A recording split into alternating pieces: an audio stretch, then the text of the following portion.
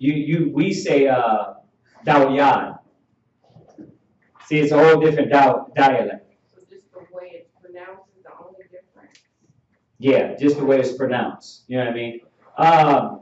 I'm sorry, that was incorrect because you also have different writings. So we're on live. Y'all go ahead and send out the link. Everybody get the link out, and then let brothers and sisters log in and everything. But yeah, you have the different writings. If you come to Sabbath class, Sabbath morning class, we're actually going to start that tomorrow. Uriah is going to be going over that tomorrow. The basics, the Hebrew basics. Okay, and or Tahawam has went over it also. But you have this writing, which is the ancient Hebrew, and then you have the modern writing, okay, which is, if you looked at any common Jewish writing, that's what that's what they took from us, okay. So yeah, there is different actual scribing. You have the ancient, and then you have the modern. The modern we came up with running. So we wanted to keep the original language, so we came up with a different writing. And that's where the Assyrian writing comes from, because it was during the Assyrian Empire we came up with a different writing. Okay? So, but we go through both of them. We don't go over the dialect of the other one, but we go over the we go over the symbols. So you'll learn the symbols, but you'll say it the ancient way instead of the modern how the so-called Jews speak, because theirs is way more complicated. It's like English and Spanish, and they had all these vowels and things to it. They made it more complicated. When you deal with the ancient Hebrew, it's very simple. So do you think it was interpreted the same way, or do you think it's possible that there could have been misinterpretations? Or When you go back, remember they're gonna interpret it during that time, more clear. How do I explain it? The Jewish people, they came up with their own dialect, right, and their own vocab. So you're talking about two different periods. From translation,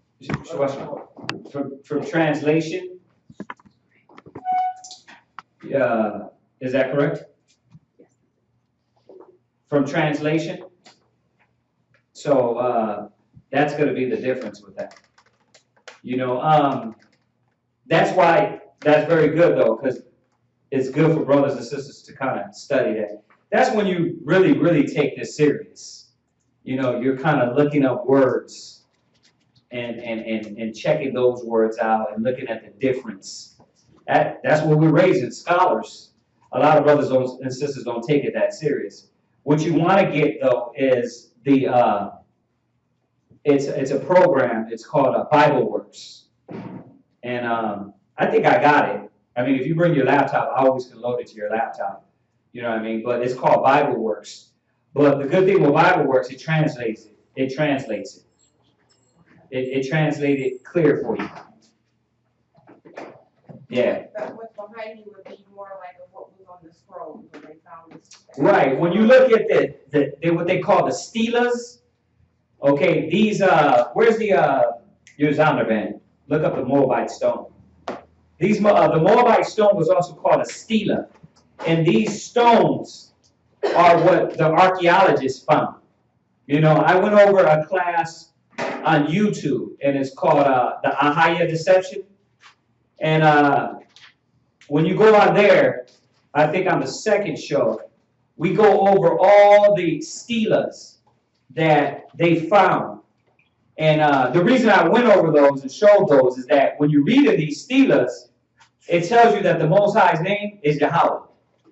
It doesn't say Ahai. It says Yahweh. So that's why I went over them. But they're all written like this. they're all written with the ancient Hebrew, the ancient writings. But like if you go, somebody got a Zondervan Bible dictionary? Y'all go ahead and get that text out, link out. It's out, brothers and sisters, logging in? Okay. You guys got to get your Zondervans. But, well, anyway, this Zondervan Pictorial Bible Dictionary here. Come grab it out. And you, that's it right there. Show her that right quick. I'll go ahead and put this link out also. And for you brothers and sisters that's logging on right now, man, what we're going to do is we're going to start a new YouTube channel. They suspended our channel because a picture or whatever that they suspended it for 6 months, and we're not going to wait that long to do live. So what we did is we created a new channel, and the new channel is just ISBHPK. This the channel with all of our videos on that got 6,000 subscribers and 200 some videos. That's the Israelite School of Biblical History and Practical Knowledge. But we created a new one that we're going to be coming out with, and we're going to be doing the live streaming from there. So I want to just let y'all, everybody that goes online and logs in, to look out for that, because we're coming with that. And we're going to divide that up. We're going to do, it's going to be divided up. ISBHPK, it will be divided up from street speakings to classes to one more thing that he said. To cable shows. There you go. Street speaking, classes, and cable shows. We're going to get that divided into 3 parts. You know how YouTube works is if you put an image up, let's say if I put an image up that you put from Google, they will go ahead and the person that image it is, they can call and be like, hey, they got my image, and Google can suspend your your YouTube channel for that. So I think that's what happened. It's not currently installed on your. I think that's what happened to us. Okay, so they want us to wait 6 months to do live. You can still go on there and look at our old videos. What we're going to do is transfer all of our old videos to our new channel. That way we don't have to wait 6 months. It'll only take us another, maybe, to get all our videos on, good month to get our videos to the new channel. But I just want to let everybody know that we're going to be, the channel, the Israelite School of Biblical History and Practical Knowledge, we're going to be moving it to another channel, which is going to be just ISBHPK, and we're going to put all of our shows on there. And the reason why we're doing that is to stream live. So, yeah, that's what we have to do, or else we got to wait 6 months and keep streaming from like right now I'm doing it from my personal YouTube, which is no videos on there and really no subscribers. So we want to kind of keep it consolidated. So I just want to give you, brothers and sisters, the heads up on that. So you can go ahead and start subscribing to that channel. Let brothers and sisters know to subscribe on that channel. Okay, and then also we're going to be going live from Facebook. Yeah, Facebook, they started video streaming live. Okay, they started video streaming live, so we're going to be streaming from YouTube and Facebook simultaneously. Just to get it out there more, get our classes going out there more. Facebook also is going to be geared towards, we're going to be doing news. We're going to be touching on a lot of news events. So that's why we need a lot of you brothers that are upcoming priests to get prepared for that. And we're going to be doing kind of like news events on our Facebook channel. So look out for that. I just wanted to give you guys the heads up for the things that we got going on. And we thank you all for all the support and, watching class and checking out all of our videos. Man, we've got over 1 million views on our videos, right? We got videos that got 40,000 views, 50,000 views. We got a lot of videos on there that got a lot of hits. It sucks because now I think when you upload them, it's not going to show that. When we upload them to the new channel, it ain't going to show all that. So we just need all you brothers and sisters that have been on with us, that have been supporting us, to get the word out that the channel is going to be switched over by Monday. We should have it switched over. We're going to be streaming live from ISBHPK. Okay, that's the name of the YouTube, right, Shara? Right? It's just ISBHPK. And this, the other one was just the Israelite School of Universal, the Israelite School of Biblical History and Practical Knowledge, right? Okay. All right. So just to give y'all the heads up on that. All right. So let's go back into the sister's question. But you do see that, sis, right? So these stealers, you can go online, man. I had the page also. I might still have it on my laptop. I actually think I do. But there's a page, a web page that has all the stealers on there. And you probably can search it too. But all these stealers have the ancient writings. You see that? Have the ancient Hebrew. Okay? So that's why we study the ancient Hebrew. Now, Bible-wise, the translation was in the Assyrian writing. You understand? When they translated it, the so-called Jews did it in the Assyrian. They didn't do it in this writing. Now, there's brothers from House of David, and I got a hold of one. I've had one for a while now. We have a Bible written in ancient Hebrew. And the brothers from the House of David, I think if you go on the House of David website, I can get that for y'all. I have to get that. But if you go on the Brothers of the House of David website, because they were selling them at the summit, and Barnabas had bought an Old Testament and a New Testament, all written in ancient Hebrew. So there's a scholar over there, a brother from the House of David, man. He's been there for 30-some years. And this cat, he writes the whole thing in Hebrew. He writes the whole Bible from front to back in Hebrew. So that's dope if you think about it. You got to be skilled to do that. So it took him a while, but he did it. I have one also. So did that answer your question, sis, about the Hebrew? Okay, what questions do we have? Is astrology against the Bible? Well, what we know as the astrology today is against the Bible. Okay? See, it's very important to say it like that. Why? Because, Issachar, it tells you Issachar knew the stars, right? They knew certain things dealing with the stars. So we had the knowledge of them. But be careful and understand that the study of them is not what is studied today. We have to be clear with that. The way they're dealing with the astrology, the signs, the zodiac, that's not what we had in the ancient days. So that's why we don't deal with it, because that's been cut off. When you go back to Genesis, when he said he cut them off out of the garden and put the flaming sword there, the reason for that was he cut us off from everything the Most High was showing us through the heavens. You know what I'm saying? Well, Adam and Eve was cut off from knowing that stuff, from dealing with Satan. You understand?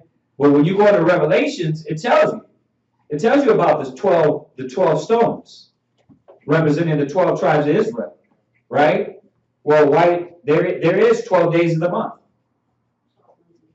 12 months of the year, right? See, it all links back. But listen, once again, you understand? Once again, I'm going to say this. The reason why we don't deal with their astrology, because it's not the true astrology. You go into all their books, listen, Esau, go to Ecclesiastes in your Apocrypha. Let's go to one we've kind of hit the last class days, Daniel 7, verse 25.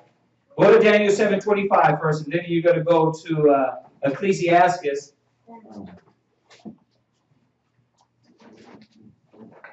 This is Daniel chapter 7, verse 25.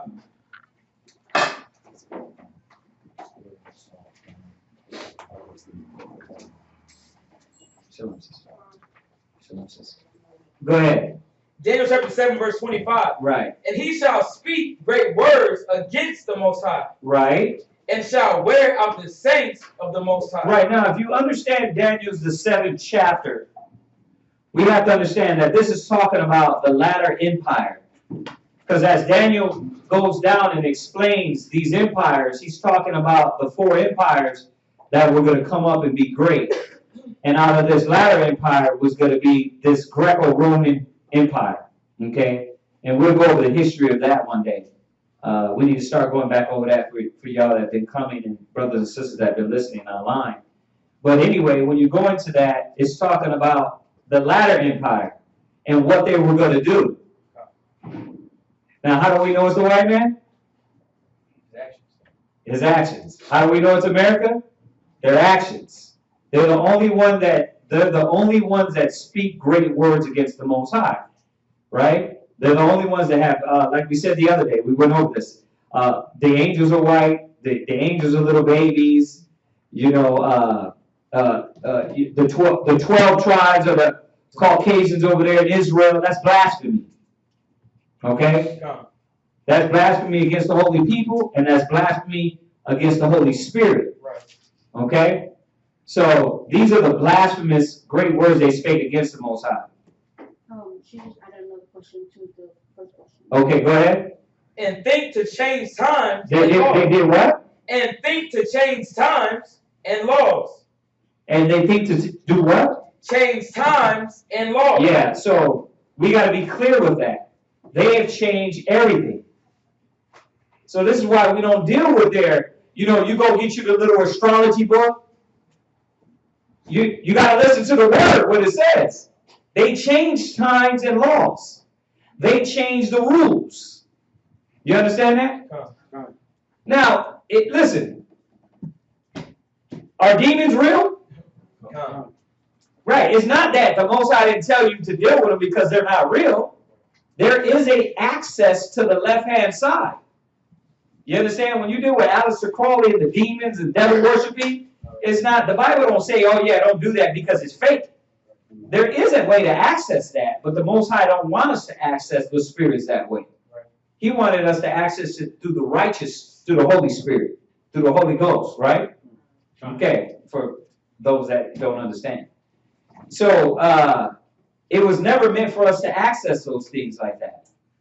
That's why when you open your astrology book, you be like, wow, this is on point. Yeah, it is. Some of it can be on point. But where is that going to lead you?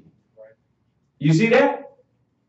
You get the little zodiac books, or you get the little you go to the little apps, astrology app, and it tells you your daily astrology. You understand? What are you seeking more to instead of the Most High? This astrology. Then a lot of times they're not spirit, they're not the Most High. You understand?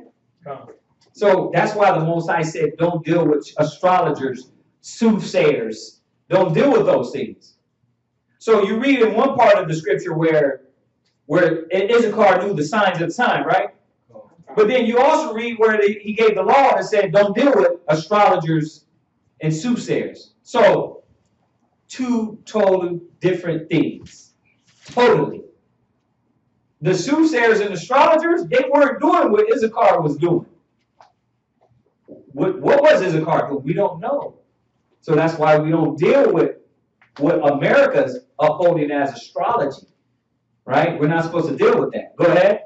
And they shall be given into his hand until a time and times and the dividing of time. Right. So just showing you how long we're going to be given into this kingdom hand. But the point is, they changed everything times and laws, everything, okay, it's been changed. Now, let's go to your Apocrypha. Ecclesiastes 39. Go to Ecclesiastes 39, verse 25. Ecclesiastes chapter 39, verse 25. Go ahead. For the good are good, things created from the beginning. Right. This is Ecclesiastes 39, 25 in your Apocrypha, brothers and sisters. Read it again. For the good are good things created from the beginning. See, the good things that the Most High created, He created everything to be for man's use. So, yes, it was good from the beginning. Go ahead. So evil things for sinners. Right, but evil things for the sinners. See, the way they created things, the way they deal with things is not the way the righteous deals with things. Right. So I know you're like, well, is astrology okay? But what the question is, what you're getting, is it the true astrology? No, it's not. Because they're working on the left-hand side. They're working on that side that doeth wickedness. You understand that? Huh? Right. That's why we don't deal with the tarot cards. We don't deal with the astrology. We don't deal with the palm readers. You know what I mean? The new, whoever the new Dionne Warwicks are, right? We don't deal with that. Go ahead. Verse 26. Uh-huh. The principal things for the whole use of man's life, Uh-huh. are water, fire, iron, and salt, Right. flour of wheat, honey, milk, and the blood of the grape. Right. So all these things are the essential things that the Most High gave us to use in life.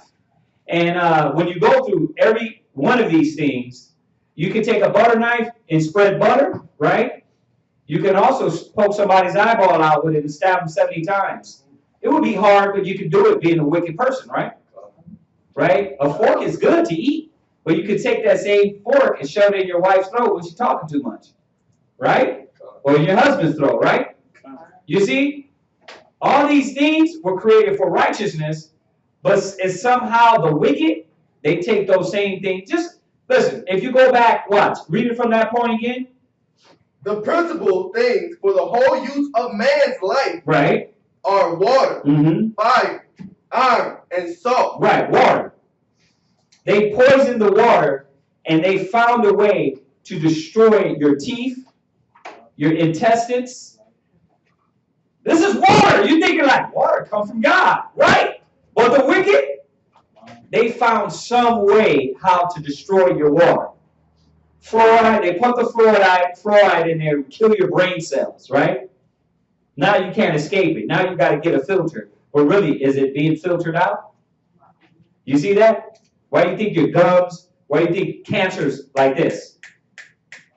Cancer, you figure cancer back in the days, now it's like 30-year-old people got cancer. It's like, why? Because you broke yourself down. Food, right? And so it said water, what else? Fire, iron, and Right, salt. fire. I mean, they created the atom bomb with that. Go ahead. Iron. Right, iron. We got that one out the way. You could take that spoon, melt it down, and create a bullet, right? That's what they used to do with their mustard guns, right? The little pellets, right? Now it's on a little higher level, but the same thing. Go ahead. And salt, flour of wheat. Right, salt, even the salt we use. You're like, dang, well, salt is good. You need salt, right? But there's good salt and bad salt. Why? Because the wicked find out how to do everything. We was watching that Narcos, but cocaine is good. Cocaine is good in its natural form, right? In its natural form, what it's good for. We use the herbs of the earth to use them for the right thing. But the wicked, they were shoving it in their nose, mixing it with chemicals, mixing it with that, mixing it with this, and now you got something that fry your damn brain, right? Same thing with the weed, right? It's good. You find out that you take the sap and you can heal certain cancerous sores on your body. You understand? You're finding out people that have epilepsy, people that have certain diseases, it's good for them. But you don't got to smoke it. You use it as a herb. You can You can boil it. You use it as a tea, right? But the foolish and the wicked, they want to use it as something to play with, something fun. Yeah, they want to use it as a gateway to deliver them to the other gods, or to take away the pain. That's not what it was for. But the wicked know how to use these things. Everything. Right? Go ahead. Honey, milk, and the blood of the grape. Now, what you gonna do with honey? What you gonna do with that honey wickedly? The wicked will find out a way, right? We probably can sit here and come up with 100 ways, right? to do something wicked with some honey. But the wicked's gonna find it. Honey, what else? The blood of grapes. We know what's happening with that, with wine. You understand? Now you got people just drinking their life away. There's none in moderation, right? And even with that, a lot of the liquors they create, you know, is it how they used it back then? You see that? Now we know it's okay to drink. The scripture says it's okay to drink wine. He said, instead of a little water, drink a little wine for your belly, right? So, but you're supposed to drink it in moderation. But the wicked, they do what? The simple, they do what? You see them on the corner pouring a bottle down their throat, killing themselves. That's what the foolish and the wicked do. Right? Go ahead. The oil and clothing. Right.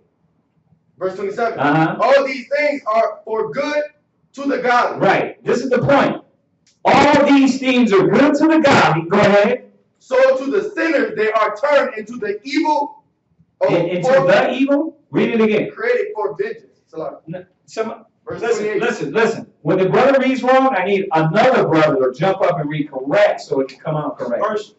Verse 26, I just started. Verse 27. Just 27. Yes, sir. Verse 27. All these things are for good to the godly. Right. So to the sinner, they are turned into evil. Right. So to the sinner, they're turned into the evil. The sinner will find some way how to do.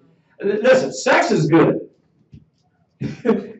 What the hell the white man doing with sex? Sex with animals, dogs, donkeys, seals, man on man, women on women. Inanimate objects. Yeah. Bats, drills, right? It's like, how could you destroy something that's natural? Right? To where now, us even as coming into Christ, we got to rethink what we do in the bed. Because, why? Because you don't learn. The heathen done told you this is good. You know what I mean? Was between me and her, a bat should be fine. No, brother. No, that's not what it means by the bed undefiled. Like, it means literally you're not doing the foul things in the bed. It's between me and her. A bat should be, a drill should be fine. No. Mm-mm. That drill's gonna mess up things, bro. Right? So, read that again. Verse 27. Mm-hmm. All these things are for good to the godly. Right. So to the sinner, they are turned into evil. Right. So y'all see that, right? Okay. And we're just answering this question about the zodiac. That applies to the zodiac. That applies to everything the white man has offered us.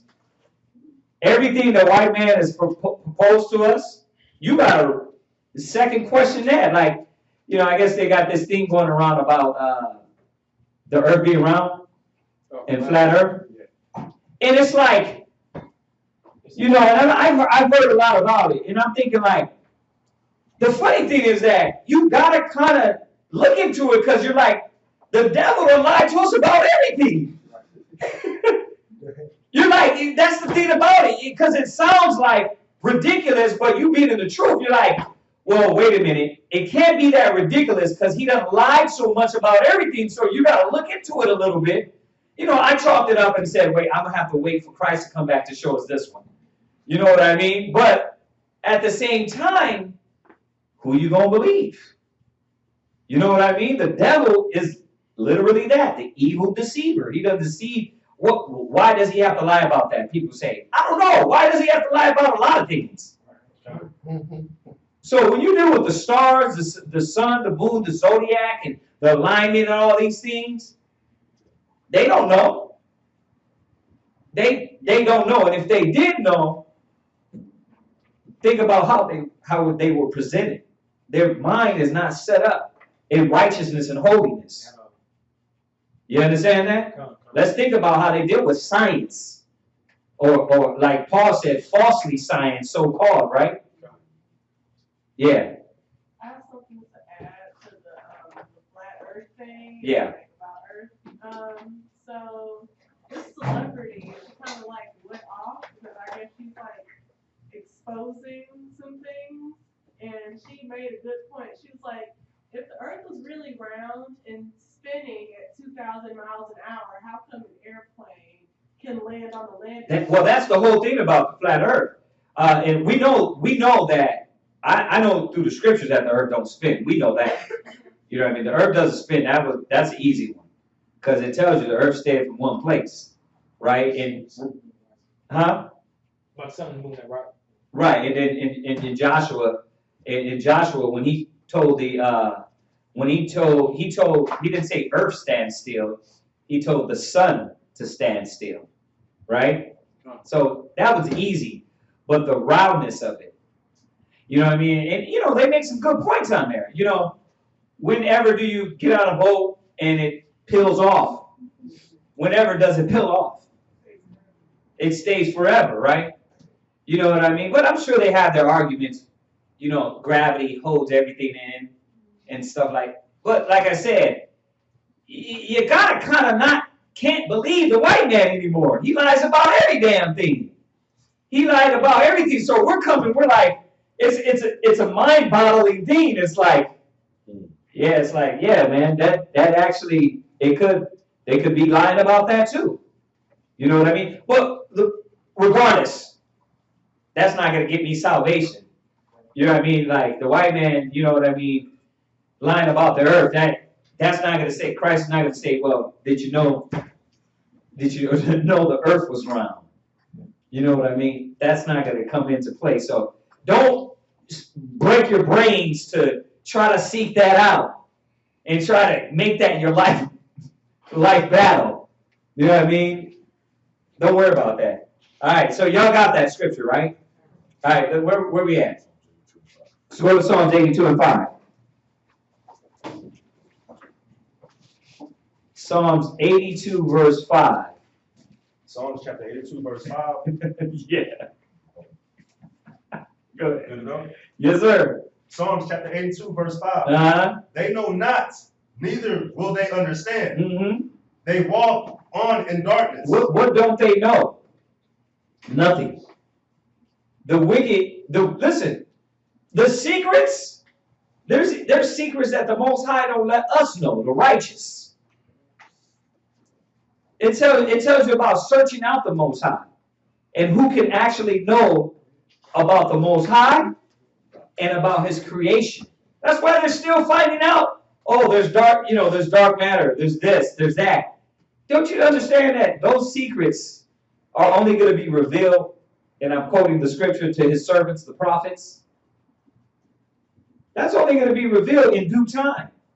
The Most High ain't going to let the white man know that. And then you look at him as he's God. So when it comes to this moon, the stars, the astrology, they don't know. The whole earth is out of course, and if they did know, they would probably know part of it.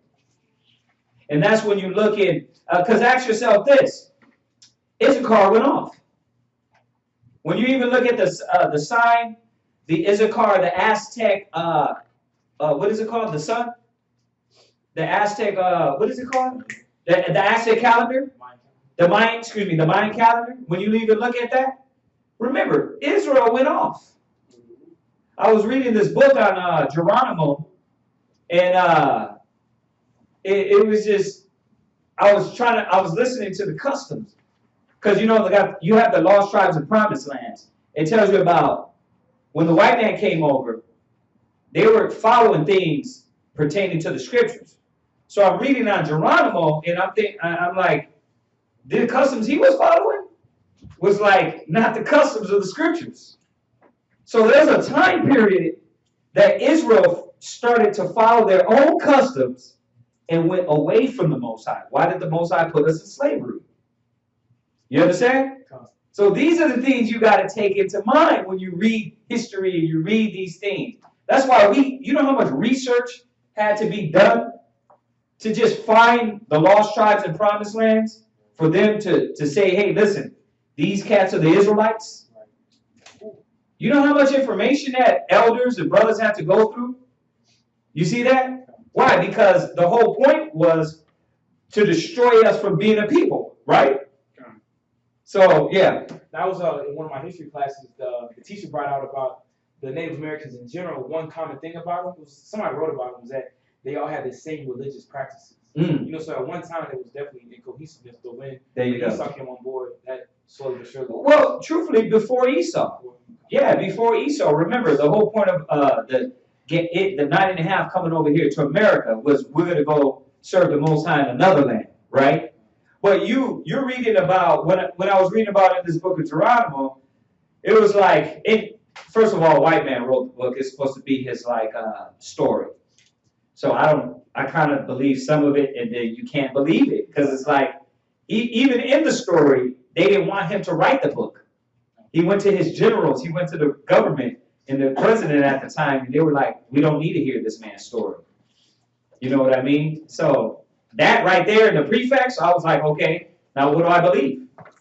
Because they could have just inseminated whatever they wanted, right? That's when you deal with the white man's history.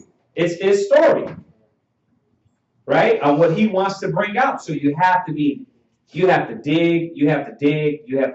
for the knowledge, man, that goes with these scriptures. That's why it says, let God be true and every man a liar, right? But going back to the point of astrology, read that one more time. Psalms chapter 82, verse 5. Mm-hmm. They know not, neither will they understand.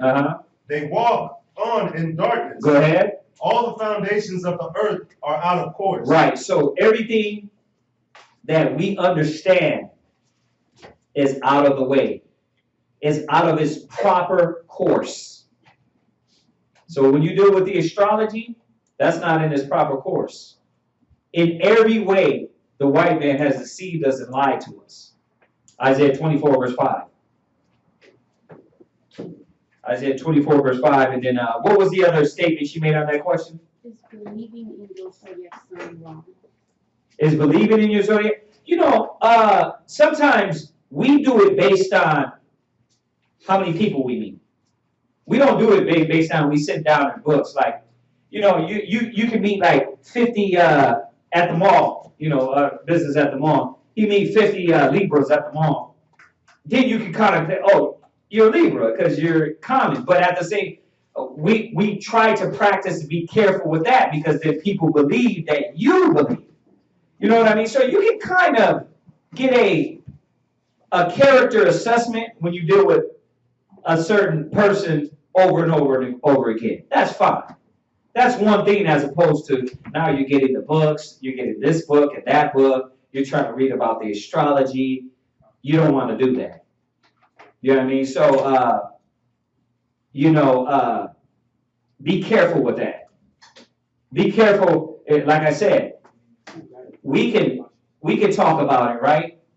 Like, we've known each other for a while. He knows I don't believe in that. He knows he don't believe in that. But if you're me to fan, but if we're talking about, oh, she a Libra? Right. See, we're not saying, yeah, you got the book, I got the book. We're saying, right, because we done met so many, like my mom's a Virgo, my dad's a Virgo, my first wife was a Virgo. You know what I mean? My rib now is a Virgo. That's like, so I can tell you something about Virgos. How many Virgos in here? Right, exactly. You're a Virgo? See? Now I wonder why you're all up in your head. Good Virgos in their mind. But it's not because I'm sitting down and reading books on it. It's because I've been with so many of these type of people, right? But like I said, you got to be careful with that. You know what I mean? Because then people will think, oh yeah, Israelites, they deal with these books. No, we don't. We don't believe in that. We don't deal with it. Leave that stuff alone. Okay? Read that. Isaiah 24, verse 5. Isaiah 24, verse 5. The earth is also defiled under the inhabitants thereof. Right. Go ahead. Because they have transgressed the law. Right, we got to go back to the basics. They have transgressed the laws of the Most High. In every way, they have taken the wisdom and knowledge that is the tree of life, and they've diluted that. You got the left-hand side now. Who's the God of this world? Satan's the God of this world. You understand? So what you got now, what you got dealing with their zodiac, dealing with their science, dealing with the health. See? Their moral values. Yeah. Their moral values, that's demonic. In every aspect, it's demonic. Everything they tell us to do is evil. Go ahead. Changed the ordinance, broken the everlasting covenant. Verse 6. Therefore hath the curse devoured the earth. Right, wait, say that again? Start back at 5. No, I'm saying start back at 5. Yeah. The earth is also defiled under the inhabitants thereof, because they have transgressed the law. Right. Changed the ordinance. They have changed the ordinance. You see that? They've changed the order of things. So, yeah, it's no, you got to kind of second guess, the round earth, because they changed the order of every damn thing. Up is not up anymore. Down is not down anymore. Good is not good. Good is not good anymore. Give me that one too. You got it? Hold Isaiah. That one. Go wherever you're at. This is Isaiah chapter 5 and verse 20. Woe unto them that call evil good and good evil, that put darkness for light and light for darkness. Right. You see that? Y'all see that, class? Come. Huh? Come. Read it one more time. Go sit down. Read it one more time. Come. This is Isaiah chapter 5 and verse 20. Woe unto them that call evil good and good evil, that put darkness for light. Right. And light for darkness. Right. You understand that? Come. So, when it comes with everything, they've done what? Switch it up. Change the ordinance. Huh? Change the They ordinance. changed the ordinances. Go back. Isaiah chapter 24, verse 5. The earth is also defiled under the inhabitants thereof. So you see that? It's defiled under the inhabitants, not only the people, but the wicked rulers. Go ahead. Because they have transgressed the law. They did what? They have transgressed the law. Y'all see that? They transgressed the laws. Go ahead. Change the ordinance. They changed every order of things. You understand? The man is supposed to be the household. They say it's the woman. They say the Most High said, children, obey your parents. They say, no, children, you can disobey your parents. You see that? Go ahead. Broken the everlasting covenant. They broke every everlasting covenant. You know what the covenant is? Contract. Everything, every contract in the Bible, this kingdom has broken. Go ahead. Therefore, hath the curse devoured the earth. And that's why we're hurting. Because the earth is defiled. You understand that? The earth is defiled. That's why the earth, the land, the trees, the food, your clothes, your brain, the air, everything is defiled. See? That's how you know this is not the kingdom of righteousness. This kingdom is not the kingdom of the Most High. That's why he said, my kingdom is not of this world. Y'all understand that? All right, go from there. Go to the Spirit's just hitting these right here on this astrology. I'm hoping I'm answering her question. Why not to deal with these astrology books, peoples, whatever it is, man. We go to Wisdom of Solomon 1.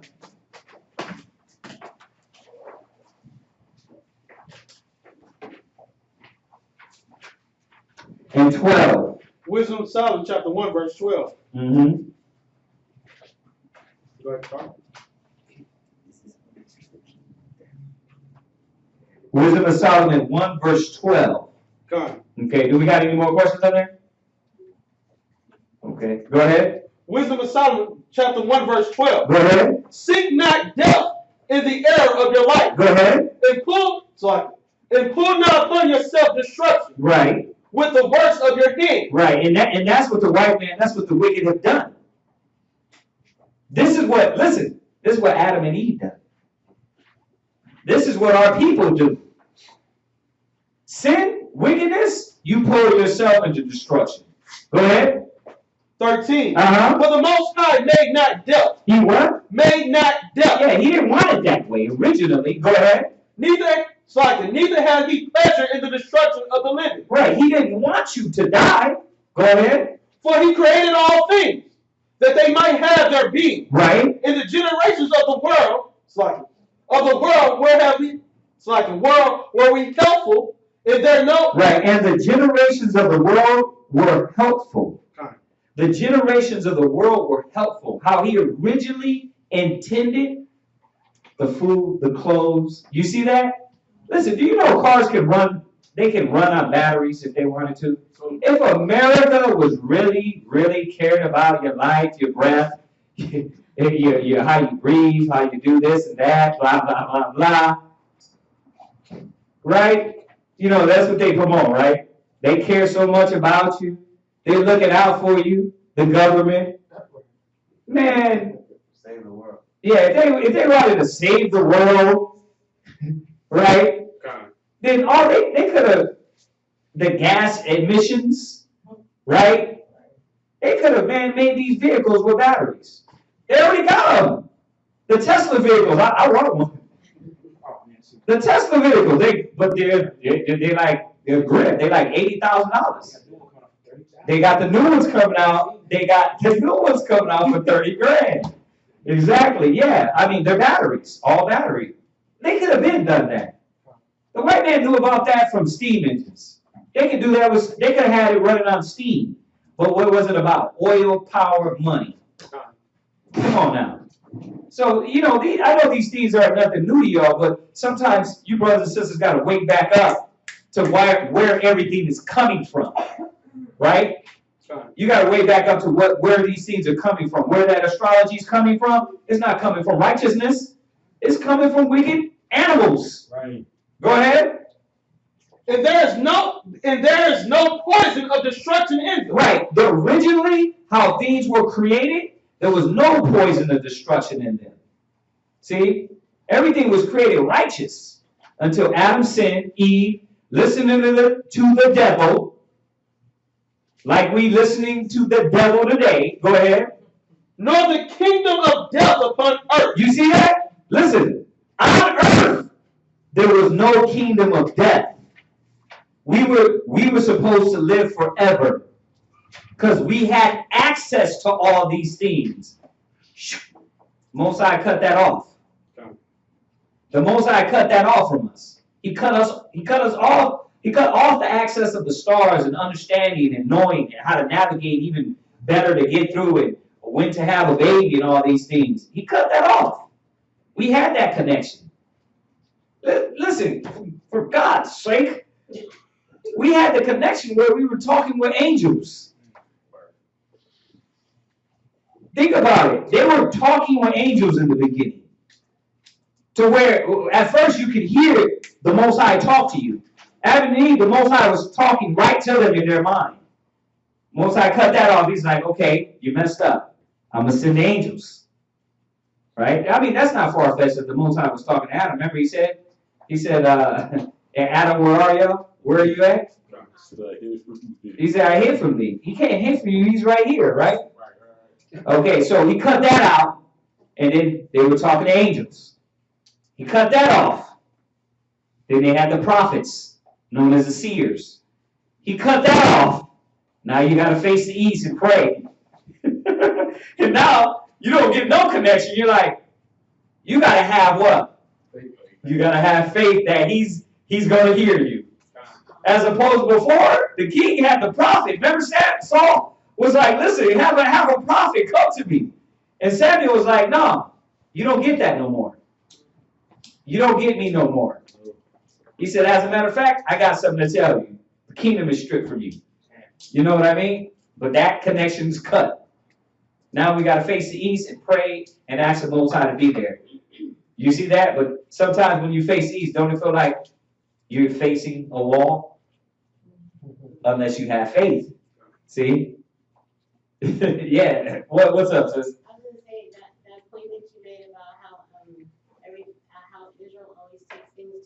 extreme. Instead of dealing with when he did give us privilege of having, he took it to the extreme and it became more important than the Most High. And that's how they look at astrology. They look at it like that's their destiny. That's what's going to happen to them. And the Most High controls everything. Right. There you go. It's sad because he created the planets and all that, but they don't give him that. They give it to astrology, to the planets. Right, exactly. Exactly. And that's what happens when you get into the astrology. You're not going to give the Most High power. You understand? You look into these things. The time we're in now is the time for us to seek the Creator, not anything else. Not any man, not any woman, not any star, not any... The whole point is us to have faith. That's why Christ, when he came, it was about faith. You understand? It's about to show us you have to believe in what you don't see. That's what's going to save you. And that was the Most High. Y'all get that? All right, finish that up. Verse 15. Uh-huh. For righteousness is immortal. Right, and that's what we're supposed to be. We were supposed to be immortal. We were supposed to live forever. So we had access to these things, man. You got Methuselah lived how much? 900? I always get it wrong. 60 or 80. It's like Taiwan movies gets it right. It's like 980 something years. Almost a day in the sight of God. And the day in the sight of the Most High. Only one day. One day. We don't even live an inkling of a day. But think about it. Living for 1,000 years in righteousness. You feel it? 1,000 years in righteousness? Now think about living 1,000 years as a nigga. He was 960. Think about it. 1,000 years as a dang animal. Running around, robbing people for their gold teethuses. Right. Selling drugs and crack. You know, Most High was like, He was like, no, we gonna stop this. We gotta cut all these cats off. All right. He's like, we kill everybody. Let me cut you down. He said 120. Then he said, now it's 70. And we know nowadays it's lower. It's 4 years old, 3 years old. Yeah, he'll cut you off right out of the womb. The Most High will not play. Why? Well, really, what we're reading is we brought it on ourselves. Sin brings death. Huh? Wages of sin is death. Sin, see, but you don't understand that. It's actually wear and tear on your body. You know, that's why you know a negative person, you know what I mean? A person that's doubtful, look at them. They like get gloomy. You know what I mean? Their body, they all broke down. Like, look at people that are what do you call it? When they when they're not schizophrenic, but when they're sad all the time. Depression, yeah. You really just bipolar. Yeah, bipolars. When you get them, the ones with depression, they're just like, I can't function, right? But look, you can look at their body, look at their face, they start wearing down. They're the ones that's like 20 years old and they look 40. Right. You know what I mean? Why? Because they don't take care of their mind, their spirit. See? Go ahead, read on. Verse 16. Mm-hmm. But the ungodly men with their works and words called it to them. Right. You see that? So what we're dealing with right now, man, is ungodly. Ungodly men that have control of the zodiac, of the science, and of the wisdom of this world. We didn't get that wisdom from the Most High. If that was the case, the Most High would have left it in here to a left. He left it in here, but he let you know you don't have access to that. We had access to it, but we don't no more. What you was gonna say? It was just a precept on how we should really disassociate ourselves with people like that. Go ahead. This is 2 Thessalonians chapter 3 and verse 6. And it says, this is 2 Thessalonians chapter 3 and verse 6. Now we command you, brethren, in the name of the Lord Yahushua, that ye withdraw yourselves from every brother that walketh disorderly, right, and not after the tradition which he received of us. Right. So you see that, right? Y'all see that? Can I get a con? All All right. Where was that, sir? 2 Thessalonians chapter 3 and verse 6. Yeah, so the Most High is showing us, don't stay away from that. I mean, we can go over all the soothsayer scriptures. We've been over that before. But I wanted to just show you on another level how that this kingdom, man, it doesn't have nothing to do with the wisdom, the knowledge, everything. Nothing has anything to do with the Most High. In every way, they disobey the laws and the scriptures of the Most High. Okay? All right, so I'm hoping we answer that question. What are they saying? What are they going on about the flat earth on there? He's saying that if we believe in that he's gonna unsubscribe because. Wait, didn't he listen to what we just said? He's gonna unsubscribe? Yeah, we're not saying we believe in it. You didn't listen to nothing I just said. I'm saying about the flat earth thing that when you look at the white man, he lied so much. So you got to kind of look into things, you know what I mean? But yeah, that's not what we're saying, man. Y'all got to listen. Was that it? What questions? What's your opinion on some brothers using Lunar? Is that what you said? Lunar Sabbath? By that, I mean the countdown till the Sabbath starts on new moon instead of Friday sundown to Saturday sundown. No, you had the new moon Sabbath, and then you had the regular Sabbath. So, okay, go ahead. As a result, some brothers are starting holy days earlier than the Sabbath changes from the days of the week. It sounds confusing, I agree, because I can't find any precepts in the Bible. Right. Listen, go. Let me show you a precept in the Bible. When you guys get caught up on the new moons and the Sabbath, you already know where I'm going. We know that there's one Sabbath. That Sabbath is from the 7th day. So now, are there some camps that do it? Yeah, that's fine. But we don't want you to get all, like you said, I can't get all the scriptures or go into all of it. It's not necessary. Go to Colossians 2 verse 16.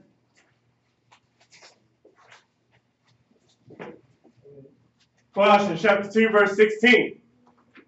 Let no man therefore... Wait till everybody get it. Colossians 2 verse 16.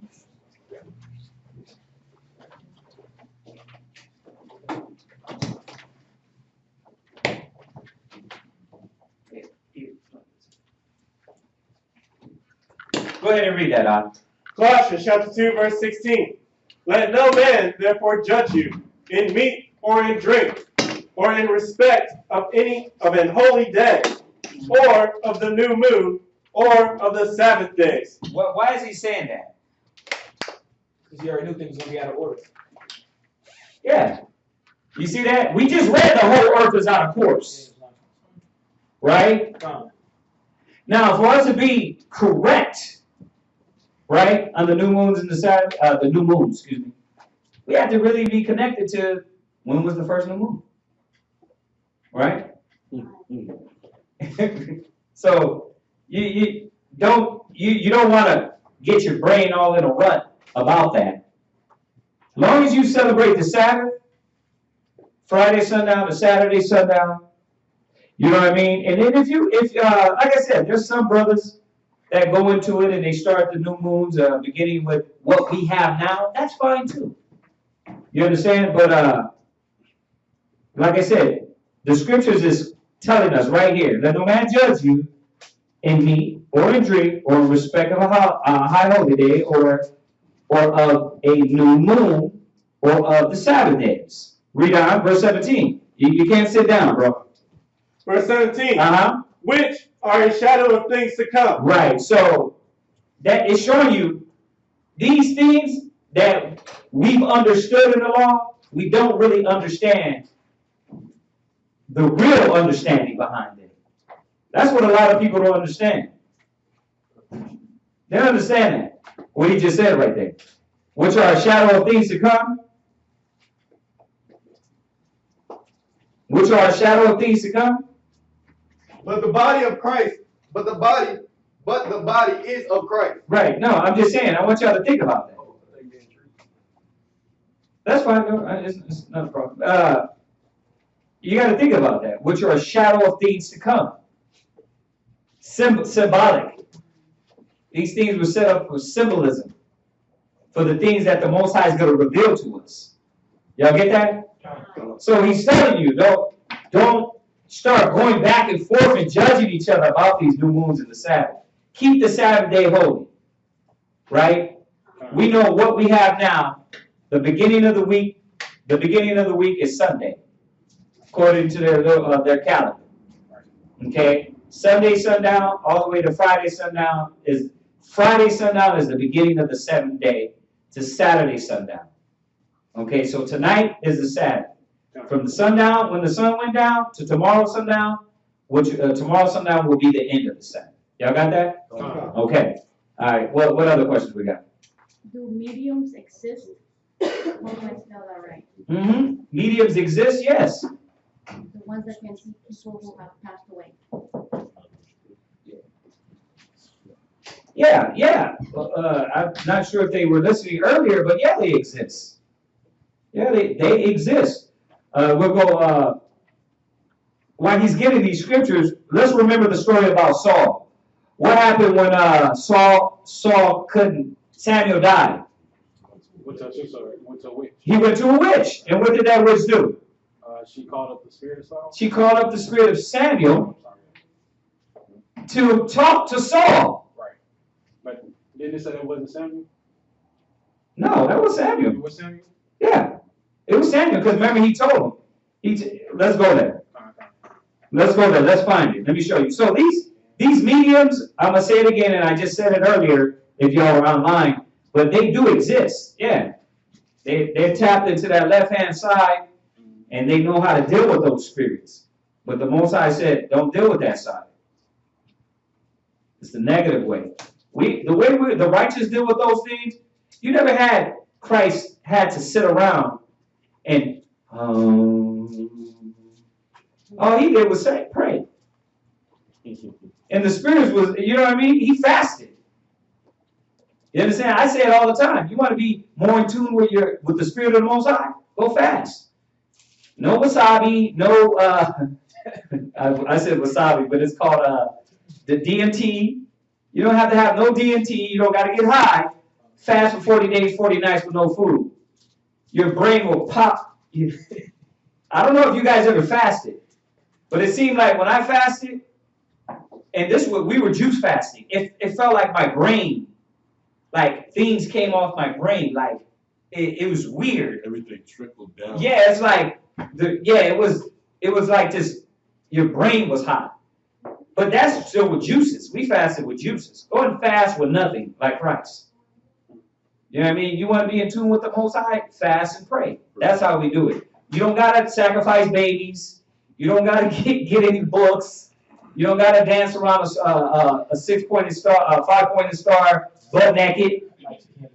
You don't gotta do that. Fast 40 days, 40 nights. You be in tune quick as hell, right? What's that, sis? Oh, I found the scripture where he went to the witch. Okay, where's that at? It's 1 Samuel 28, starting verse 7. Okay, and then before we go there, where you got? This was Exodus chapter 22 and verse 15. Go there, Exodus 22, verse what? 18. Exodus chapter 22, verse 15. 18.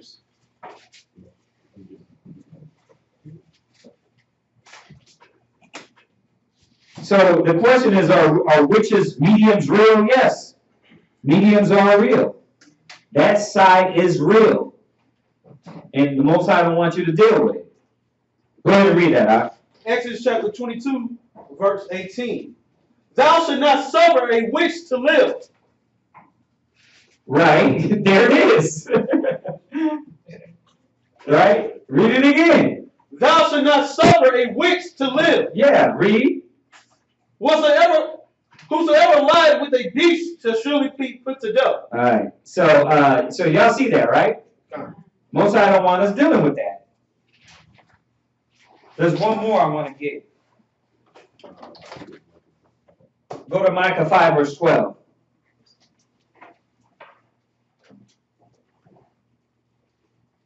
Yes, sis. What was that? That was Exodus what? 22 verse 18. Exodus 22, verse 18. This is Micah chapter 5 and verse 12. Mm-hmm.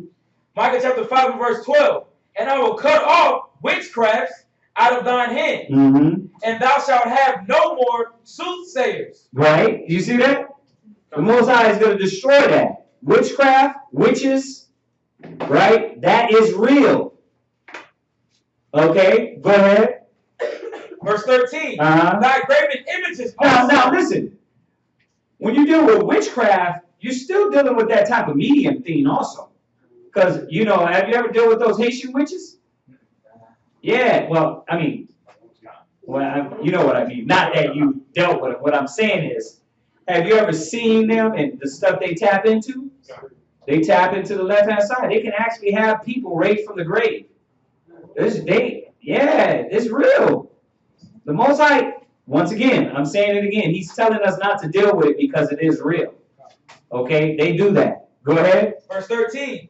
Thy graven images also will I cut off, Mm-hmm. and thy standing images out of the midst of thee. Right. And thou shalt no more worship the work of thine hands. Right. Leviticus 19:31. And then we're going to go to that Samuel's. Leviticus chapter 19, verse 31. The Samuel's, what's this? 1 Samuel 28, 8 to 7. verse 7. Go ahead and read that. Leviticus? Yeah. Leviticus chapter 19, verse 31. Mm-hmm. Regard not them that have familiar spirits, Mm-hmm. neither seek after wizards, to be defiled by them. I am the Lord your God. So witches, wizards, everything when we came out of Mesopotamia they were doing. Everything that every other kingdom taps into. Witches and wizards. Y'all see that? So a male and a female. All right, warlocks. Deuteronomy 18:10.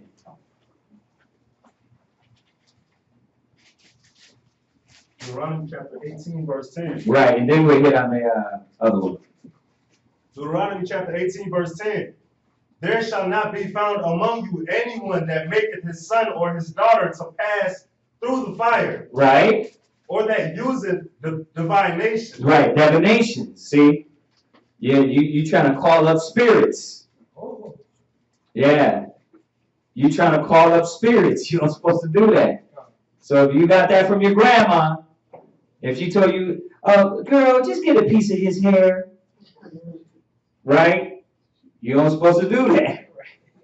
Get a piece of hair from me. I'll take care of it, baby. He's going to love you forever. Wait a minute. Is that why you... Never mind. Go ahead. Go ahead. Or an observer of times. Yeah, or what? An observer of times. Yeah, the Most High wants you dealing with observer of times. There we go. Time travelers. No, that's it's observer of times is the zodiac. Right? You know, this year you need to go and you're gonna get married this year. They look at you, they do your palm, they mix that with the palm reading too. Right? It's evil, man. I told you about the one time that there's a general back in New Mexico at the time. He was like, man, I guess before he came to the truth, he was like, I thought it wasn't real. He was like, you know, they got on the phone, him and his buddies got on the phone and was like, you know, yeah, hey, they were calling around. And they said they called about 4 or 5 people. They said, but one. See, because you get the actors and the actresses, right? They're reading to you, yeah, baby, you gonna be rich, you know. You get those, but then you get one that's really in tune with the demons. He said, this woman, he said, listen, the Most High told you not to deal with it. That's where I got that from. He said, the Most High told you not to deal with it, not because it's not real, because it is.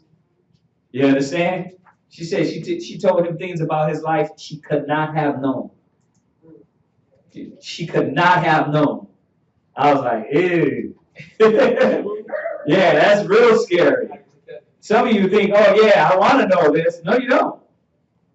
No, you don't. Because some of them can tell you when you're going to die. You know, they had that a while back. on an app, right? I bet y'all, see, y'all soothsayers got it, didn't y'all? Y'all downloaded the app and think it was just an app. Bro, you worship with the devils. It was the death app, remember that? It was a death app. It tells you, it would tell you when you're gonna die. Yeah. Oh, I've seen that on the. Yeah. Who do you think came up with that? Witches and warlocks. You understand? Go ahead. Or an observer of times, or an enchanter, or a witch. Right. Go ahead. Verse 11. Mm-hmm. Or a charmer. Right. See, you see that? A chanter and a witch is knocking them all out right here. Or a charmer. Go ahead. Or a consulter. Right. Or what? A consulter. The Most High said, don't deal with a consulter. You understand? Don't deal with. Remember ghosts? The demon will come. The dead guy will come into. Into the person, and then they will consult with that person.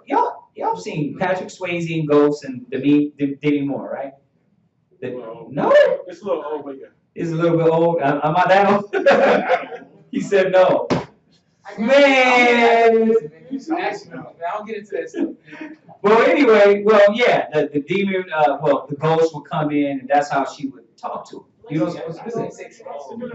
you said what? Is it with that song? Whoopi Goldberg, yeah.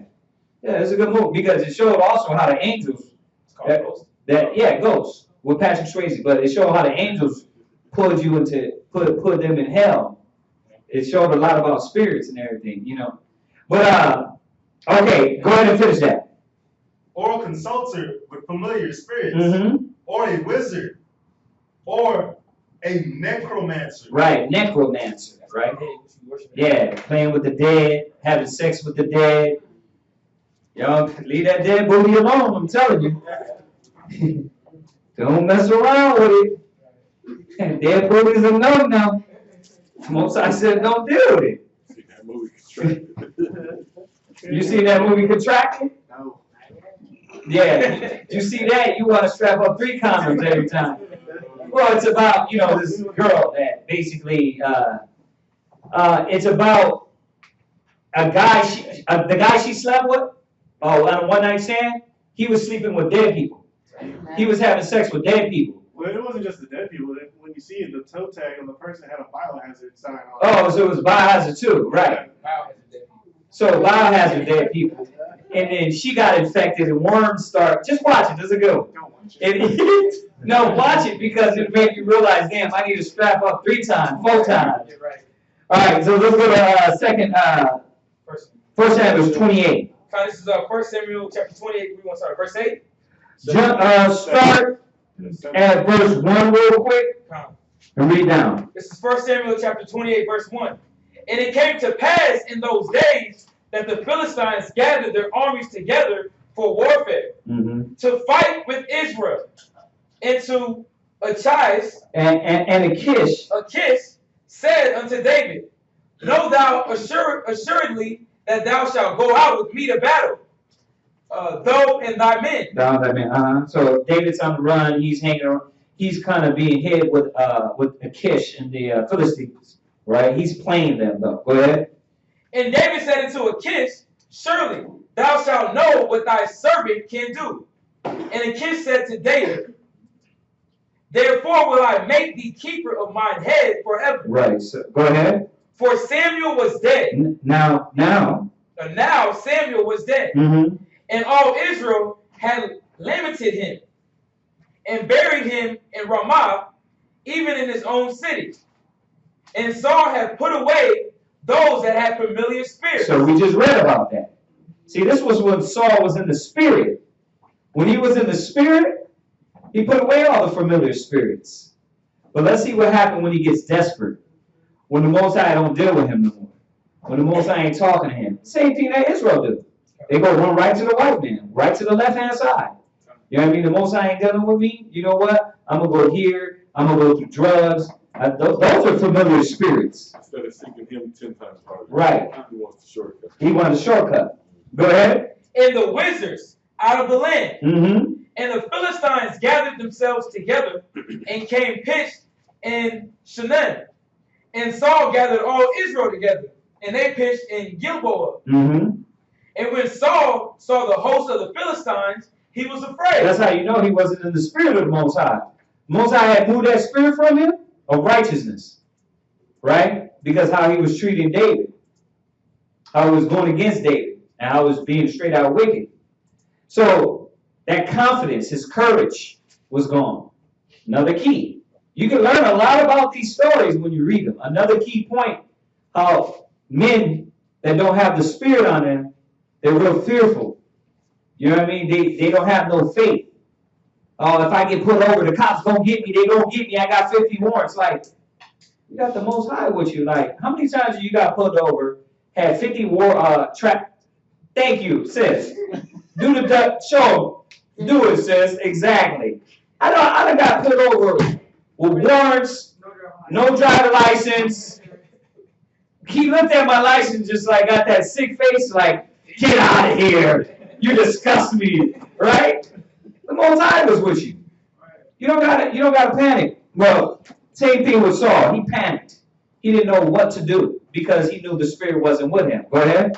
And his heart greatly trembled. Mm-hmm. And when Saul inquired of the Lord, Mm-hmm. the Lord answered him not, neither by dreams. Right. So not about what? Neither by dreams. See, I forgot that one. The Most High would do it by dreams. Go ahead. Nor by Urim. Nor by Urim. The Urim was like marbles. They were the priestly stones that the priests had, and they would shine a certain way. Okay, that's where you get casting lots from. We had that. Go ahead. Nor by prophets. Right. Nor by the prophets. I forgot about the Urim and Thummim too. But nor by prophets.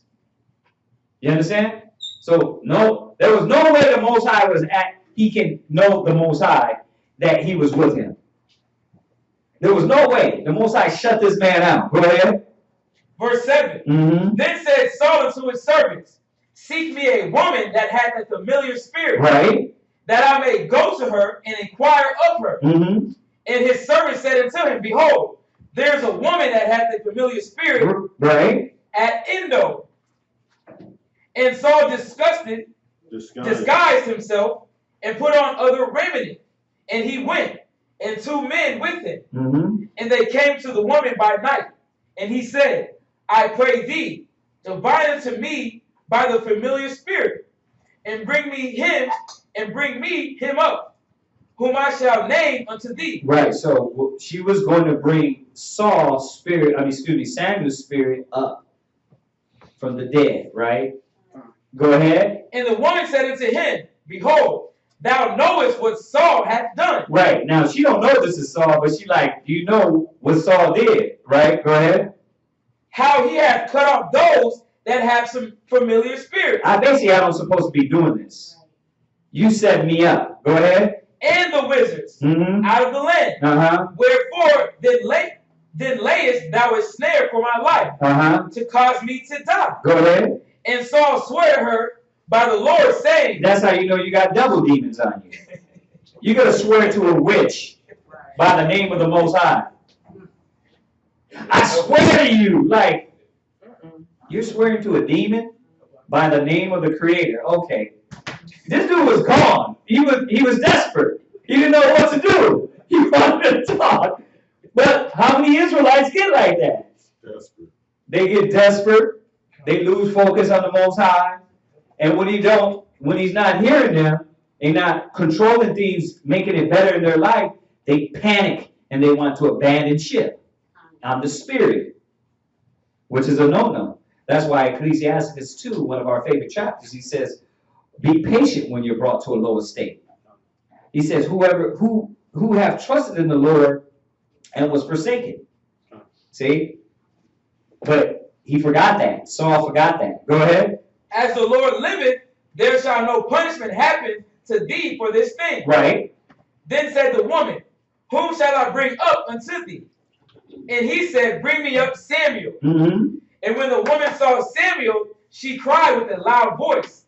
And the woman spake to Saul, saying, why hast thou deceived me? Mm-hmm. For thou art Saul. Mm-hmm. And the king said unto her, Be not afraid, for what sawest thou? And the woman said unto Saul, I saw gods ascending out of the earth. Right, so he's seen angels. She's seen angels. She's looking for demons, but she's seeing these angels coming in and out the earth. Go ahead. And he said unto her, what form is he of? Mm-hmm. And she said, an old man cometh up. Right, so Samuel was a what? Angel of the Most High. Go ahead. And he is covered with a mantle. Mm-hmm. And Saul perceived that it was Samuel. And he stopped with his face to the ground. Stooped with his face to the ground and bowed himself. And Samuel said to Saul, why hast thou disquieted me? Right, so we get it. You understand? Now, why is it following through? Because this was all the Most High. This was all the Most High showing Saul, you got demons on you. Right. You understand? Because you're thinking, well, why is this even being played out? Why was the witch allowed to? Because it's real. Witches can do that. Warlocks can do that. You understand? But what she tapped into was beyond her control. See, she tapped into something and stumbled like, dang, wait a minute. I didn't know this. Yeah, I didn't know this was going to happen. You bringing up Samuel, the prophet, right? God. Well, a man of the Most High. Go ahead. To bring me up. Mm-hmm. And Saul answered, I am sore distressed, for the Philistines make war against me, and God is departed from me, and answered me no more, neither by prophets nor by dreams.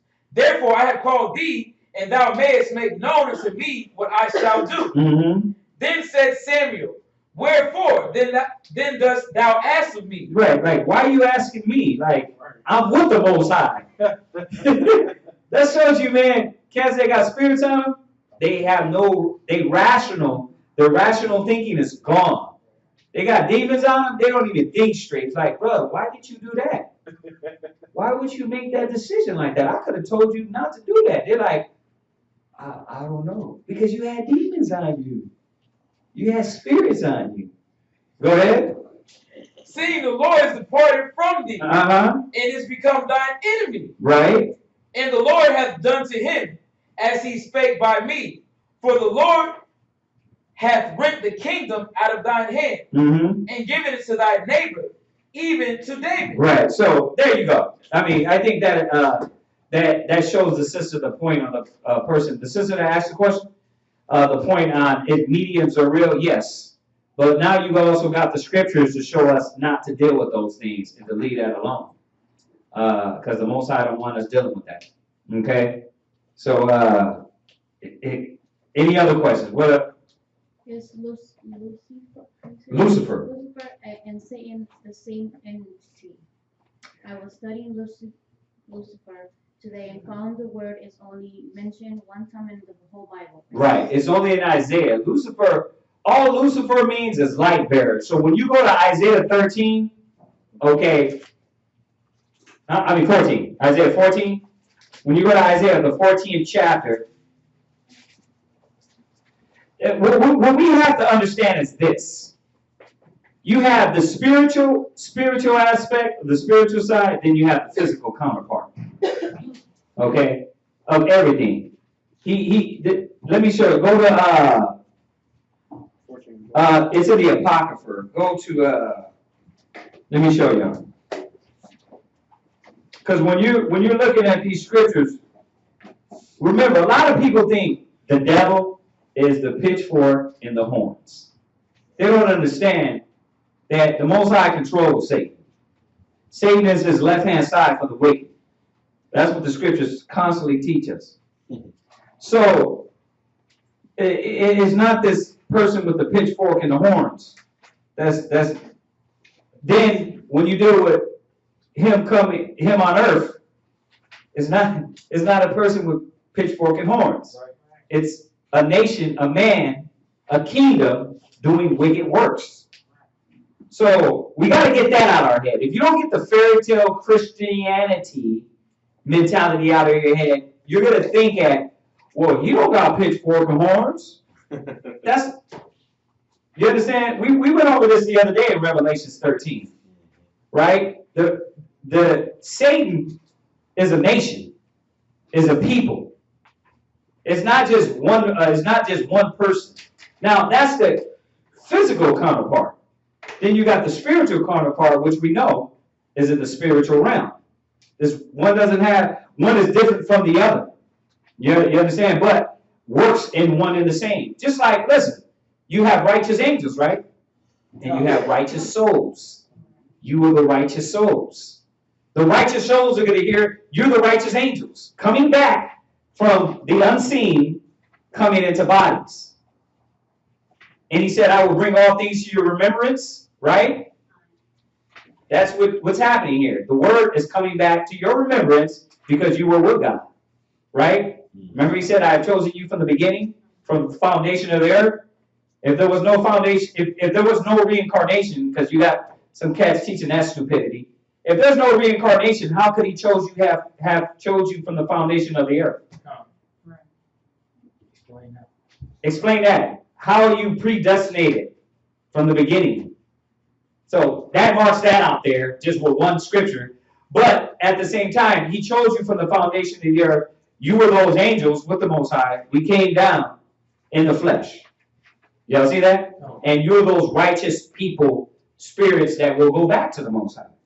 Y'all get that? That's not too much, is it? Are you talking about the spirits for vengeance? That one? Yeah, I think it is in the same chapter, but it says it's talking about creating good and evil. Yes, sis. It was more of like a statement, how you were saying, you know, how wicked Esau is.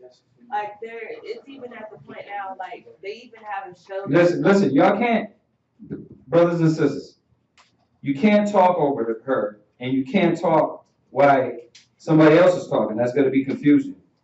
Go ahead, sis. I was just saying, basically just how you were saying, you know, how wicked Esau is. Even on the point of when the sister was talking about Lucifer, they have a show that's actually coming out. Oh, Lucifer? I think it's already out. They have a show that. I wonder what that's about. You seen it yet? I haven't seen it. But you seen the preview? It's just like she's like, oh yeah. He was like, I came down and I'm going on vacation in like I think it was like California. Oh, they're making a comedy of it? I probably, but it's like I wouldn't say it's more creepier. It's like okay. Oh really? Yeah, Esau tried to make fun of it. Well, let me show y'all something. Go to Ecclesiastes 33 in the Apocrypha.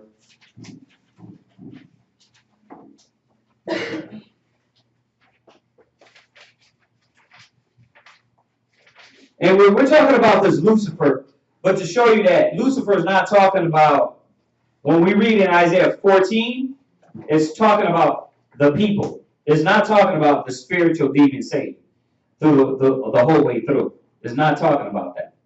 Watch, we're going to find some key points in Isaiah 14 to show us that. We'll read that Ecclesiastes 33 and verse 10.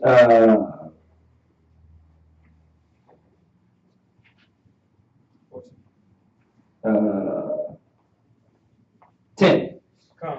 Mm-hmm. This is Ecclesiasticus chapter 33 and verse 10. Mm-hmm. And all men are from the ground, and Adam was created of earth. Mm-hmm. And much knowledge of the Lord hath divided them, Mm-hmm. and made their ways diverse. Some of them hath he blessed and exalted, Right. and some of them hath he sanctified and set near himself. You see that? Remember, this goes into Deuteronomy 32, where he says, we all come from Adam, but the Lord portion is his people. Jacob is the lot of his inheritance. Right? He's saying the same thing. That, yeah, we all come from Adam, but some he sanctified. And he said, you're my chosen, which was Israel, right? Go ahead. But some of them hath he cursed and brought low. But some of them have he what? Cursed and brought low. Right. Romans 9:13, as it is written, Jacob have I loved, but Esau have I hated. Why? Who are you to ask the Most High why? Come. You understand? Now, there is an explanation why, but really when you get down to it, it's what the Most High choose. Right. Go ahead. And turned out of their places. Right. As the clay is in the potter's hand. As what? As the clay is in the potter's hand. Because that's what we are. We're clay in the potter's hands. Go ahead. to fashion it as his pleasure. So man is in the hand of him that made him. Right. Go ahead. To render to them as liking him best. Right. Good is set against evil. So what? Good is set against evil. Everything. Everything that is created has this concept. Light and darkness. Righteous and wicked. Good and evil. You understand? It has that concept in it. So the Most High created good and evil. The angels, you got angels and you got those wicked spirits. In Ecclesiastes 39, he said their spirits created for vengeance. They do their job. You understand? It's just like when you go in a courtroom, you got the prosecutor and you got what? The defendant, right? That's how it is. The Most High is the judge. You got the prosecutor, the devil, and then you got Christ. You understand? That's where they get this from. Good is always set against evil. Okay, go ahead. Good is set against evil, and life against death. So is the godly against the sinner. Right. So y'all see that, right? The godly is against the sinner. Good against evil. That's what it's all going to come down to. When the day comes, it's going to be what side you're on. You with the righteous or you with the wicked? It ain't going to be no in-between on that day. I know how a lot of y'all want to straddle the fence. Well, it's going to be a straight determination of you with America, you with the white man, or you with the righteous. That's what it's going to come down to. Go ahead. And the sinner against the godly. Right. Go ahead. So look upon all the works. Now, that's the point I wanted to get to.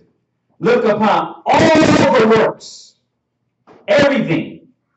Everything. Now, that's what we have to understand. In the spiritual realm, you have the righteous angels, and then you have the wicked angels. They do what you might call the bad side of the Most High. When he sends them out, they start the earthquakes, the famines, the pestilence, the destruction. You understand? Punishing, it says punishing the wicked to destruction. That's what they're there for. Right? People that are in tune with it, it tells you when you go back to Samuel, it said the spirit of the Lord departed from Saul, and an evil spirit entreated him. Why? Because he called it to himself. What did we read earlier in Wisdom of Solomon? How do you call it to yourself? You choose those paths. You choose those thoughts. You start thinking down that path. You move outside of the true spirit, right? Just look at us today, right? And you call that sin, that negative to you. And guess what? That's where those spirits are at. They're on the left-hand side. Y'all see that? This is not too much, is it? Okay. Try to make it as simple as possible. Go ahead. Verse 15. So look upon all the works of the Most High, and there are two and two, one against another. Right. I waked up last of all. Right. Now, go to, Go to Isaiah 14. The reason why I went there is to show that when we read these scriptures, we got to understand when it's talking about Satan, the spiritual demon Satan, or when is it talking about his physical counterpart. And that's when we'll be able to understand how what these chapters are talking about, even when you go into Revelations. When you go into Revelations, it's not talking about them fighting the spiritual war in heaven. You understand? God can take care of that like that. This is going to be about the physical here on earth.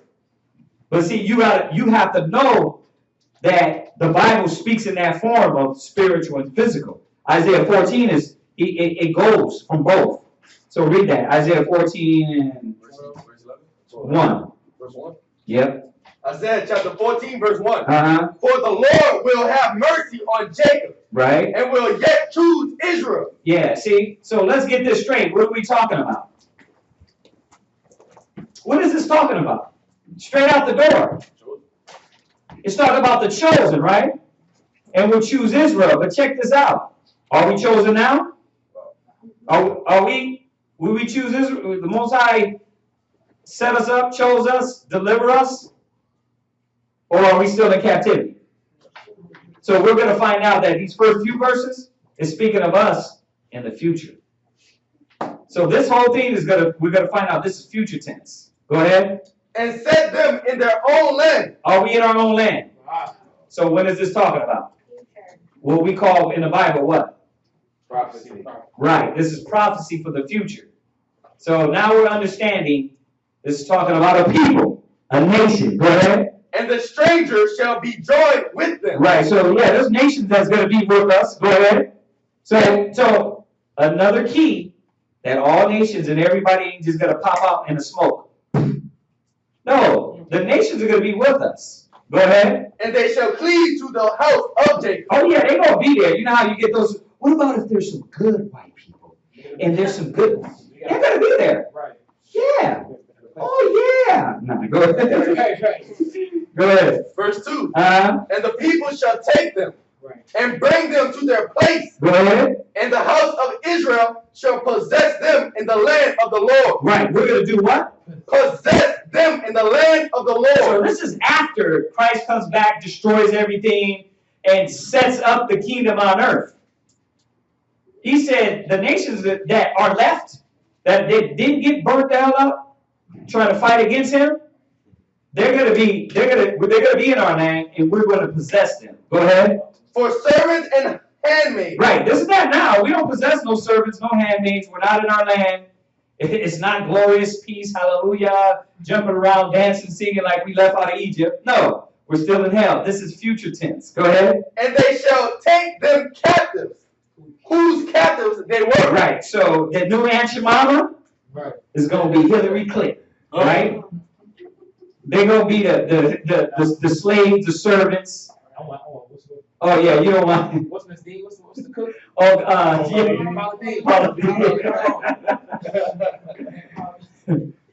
Nah, to me, I'm having all 18-year-olds. I'm just but for real. Go ahead. Go ahead. And they shall rule over their oppressor. And you gonna rule over your oppressor. That's what it is. Hallelujah. Why do you think we here? Why do you think we are trying to fight that much more? On top of all the other things, you know, all the great things, but this is one of the gifts that the Most High has given the righteous.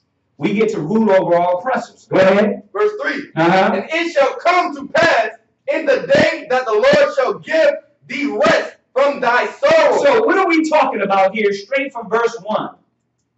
Future here on earth. That's why, you know why I started? Why I started with verse 1? Because then you can get it in context of what this chapter is talking about and you won't be confused. He's telling us right now, this is future tense of what's going to happen to these nations. Go ahead. And from thy fear. And from thy what? Fear. Yeah, because that's what you fear. If I get pulled over, I got like 5-1. I gotta pay those. Like you fear. You fear, and then you fear getting your head bust on the corner. You fear sending your kids out there and them getting their head bust. That's why you send them out there with wisdom and tell them and show them how to talk with wisdom and understanding. Because you fear, right? Go ahead. And from the hand, and from the hard bondage wherein thou wast made to serve. Right. You gotta work the one job because it only pays you 9 hours. And then you got to work the other job. Then 9 and 9 equals $18 an hour. So you working 2 jobs. Right. But you paid though. But you ain't got no free time for your kids. You ain't got no free time for your spirit. But you paid. That's what America did, right? That's what this hard bondage is, right? You don't get to spend time with your kids. This ain't living. It ain't living working all days of your life. You know what living is? Living is like these Edomites, these 1% that don't pay for anything, that got servants. You understand? But think about it. They cut out their own kingdom. It's only 1% of rich. They cut out all, because you know these little white peons, they're supposed to be enjoying in this also. In our kingdom, it's going to be a high echelon, but the brothers, listen, it said the smallest one shall be as David. That means that there's not going to be no broke, poor Israelite ever. You ain't never going to have to work or serve. we're going to run the kingdom. But we want that, but what does it take to get there, right? Go ahead. Verse 4. That thou shalt take up this proverb against the king of Babylon. The king of who? Babylon. Now, future tense. This Babylon is gone. You understand? We ain't went back into Babylon. Right? Well, what's happening? Future tense, Babylon the Great. We're talking about the daughter, right? The daughter of this whore, right? Go ahead. And say, how hath the oppressor seized the golden city? Right. Seized. So let's get this straight. This chapter is not talking about the spiritual realm. It's not talking about the spiritual realm. It's talking about the physical counterpart. The demons that he's feeding, that Satan's using. When it says the God of this world is Satan, it don't mean that Satan's down here, the spiritual demon, literally down here. He's working through the demonic people. You understand? The evil, wicked people. Y'all see that? Okay, so it's not talking about spiritual realm. Let's get that right. Go ahead. Verse 5. The Lord has broken the staff of the wicked. Right, because they're ruling. They're ruling. They are the kings. They are the princes. This is about their kingdom now, right? Can I get a comment? Go ahead. And the scepter. And the what? Scepter? Scepter of the ruler. Right. He who smote the people in wrath with a continually stroke. Right. Well, once again, when it goes into Obadiah, you know how it says that if someone was stole, they would leave some? He said, but the white man, they take everything. Right. The white man, when they hit you, they don't just hit you like, get down, nigger. They're like, get up, don't stop, beat him. Right. 90, 14, 7. They were running your house. They shot in one house. The bomb went into the. Remember they on YouTube they busted into one house, shot the smoke bomb. Was the wrong house. The thing got on the child's face and just. Yeah. They don't care. Deuteronomy. They should not regard old or young. Maids or little children. They don't care. You could be as beautiful as you are, or you could be as old as hell. And they don't care. They'll throw you down 90, 100 years old with a continual stroke. Go ahead. He that ruleth the nation in anger. Go ahead.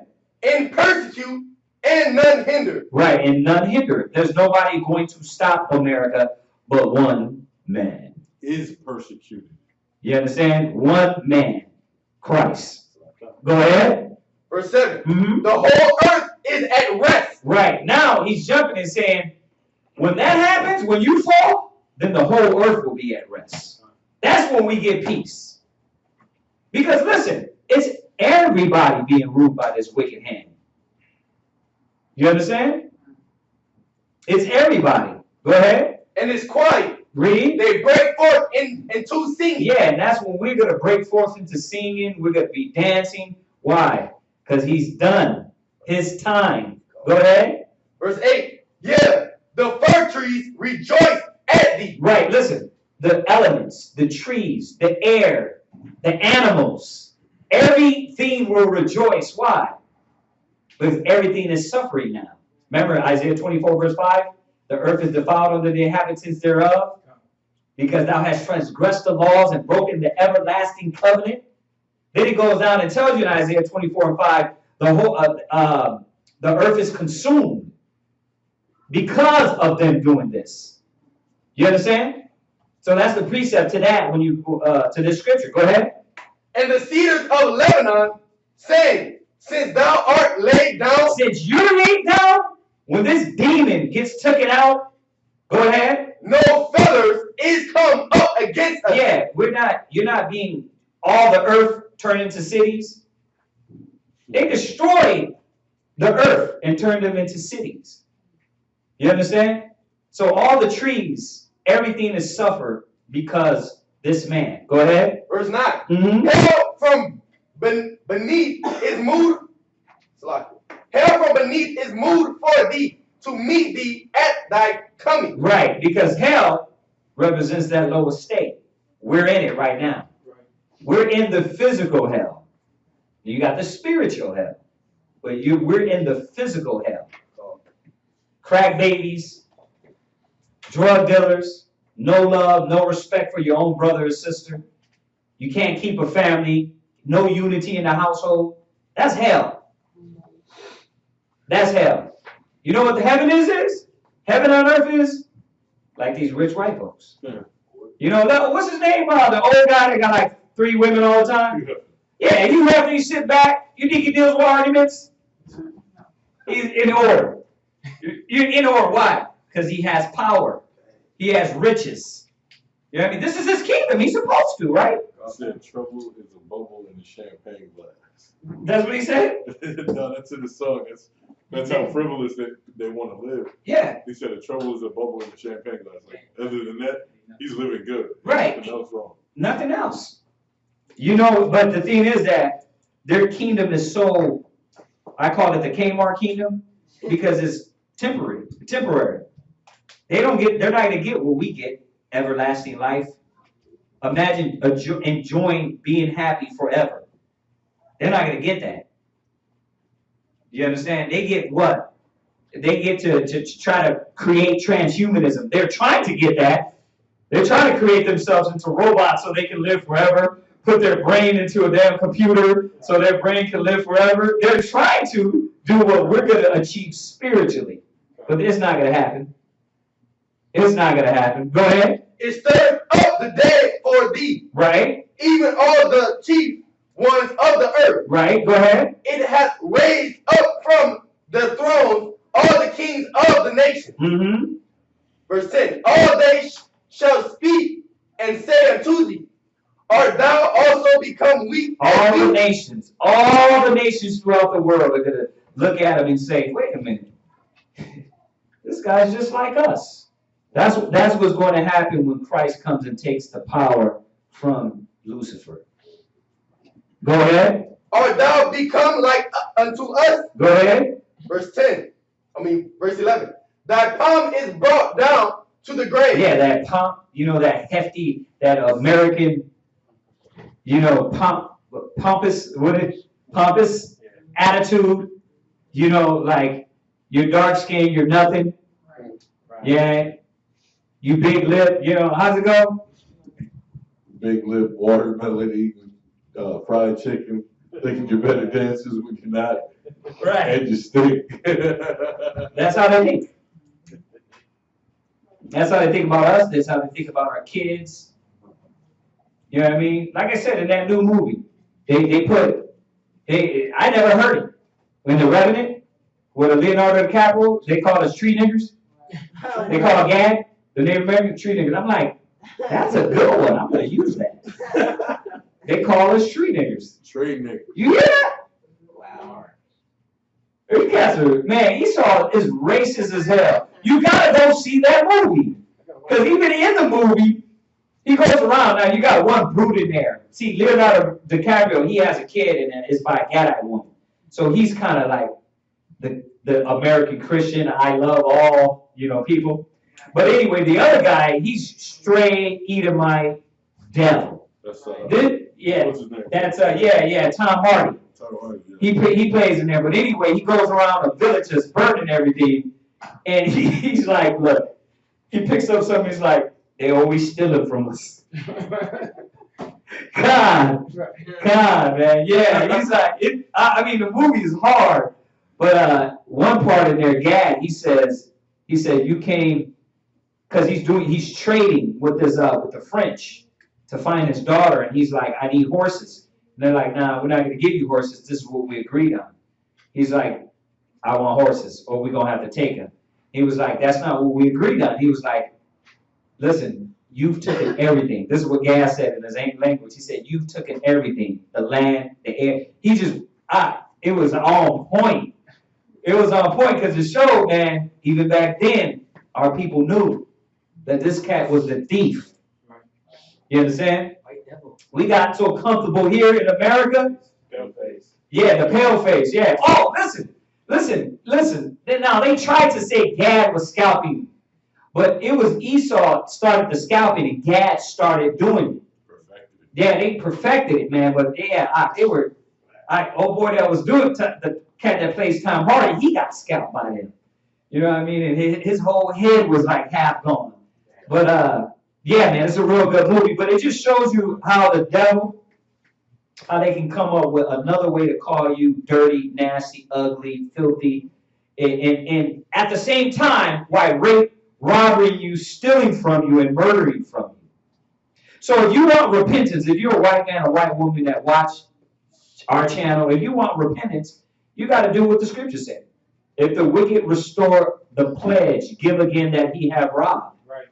You got to start doing that. You better get online and start teaching like these other white folks that the true Jews are the Negroes in America. There's a lot of them out there too. And hopefully you'll be these ones that the Most High said that you'll be a servant in the kingdom. You know what I mean? That's what you want to be. Instead of just being straight out killed in the beginning, you could be a servant for a while before you're killed. What's up? Oh yeah. No, I was just thinking about it back, like, you know, even if like a movie like Pocahontas, you remember the song they were singing, "Savages, savages, they're not even humans." Oh wow, really? I never watched Pocahontas. Y'all remember that? Y'all remember that? Wow. Yeah, my niece was just recently watching that. And I was Wow. like, Yeah, they put that in these cartoons. They put that in these movies. I told you about the Hateful Eight. You know, the Hateful Eight. What was it again? Quentin Tarantino. He likes to do that in all his movies, just like to mock our people and degrade them. You know, and I know we use the word, but we use it to get Israel to realize that when you do and you act like that, that's what you are. And you need to be exterminated. You need to be exterminated. If you're going to go with this society, sell drugs and crack to your own people, and twerk on TV and not be a good mother, a good wife, and a good example in your household, you're an idiot. You're a spit, a spook, a wetbag, a border jumper, a water beetle, a tree nigga. You're all that because you know why? That's how you're acting. You're acting like they created you. But if you're an Israelite, then we're supposed to be coming out of that madness, man. That's not us. You understand that? What's up? Oh no, I was gonna say even on the other side too,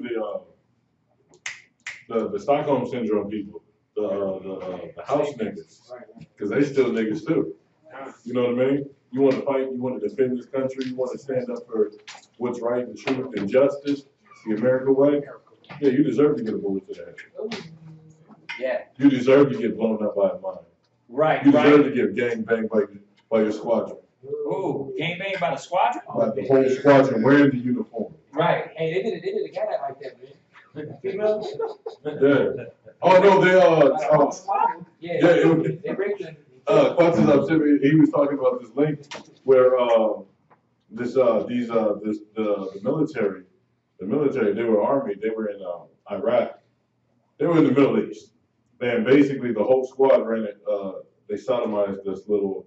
He was like 9 to 12 years old. Wow. It was a boy, and the female was the one videotaping. Yeah. Well, listen. Why do you think the nations call America the Great Savior? Like the only ones that fool is you. The only ones that fool on who the devil is you. Because America told you like the devil's a guy with pitchfork horns, and you're like, you know we're not the devil. That's what everybody's waiting to see. They're ready to see that guy, and you, devil, evil, deceiving, deceptive, sly, cunning, crafty person. That's all that evil, devil means. Deceiver, that's all that means. But they put this soap opera of fantasy in your head so you won't look at them like how they are.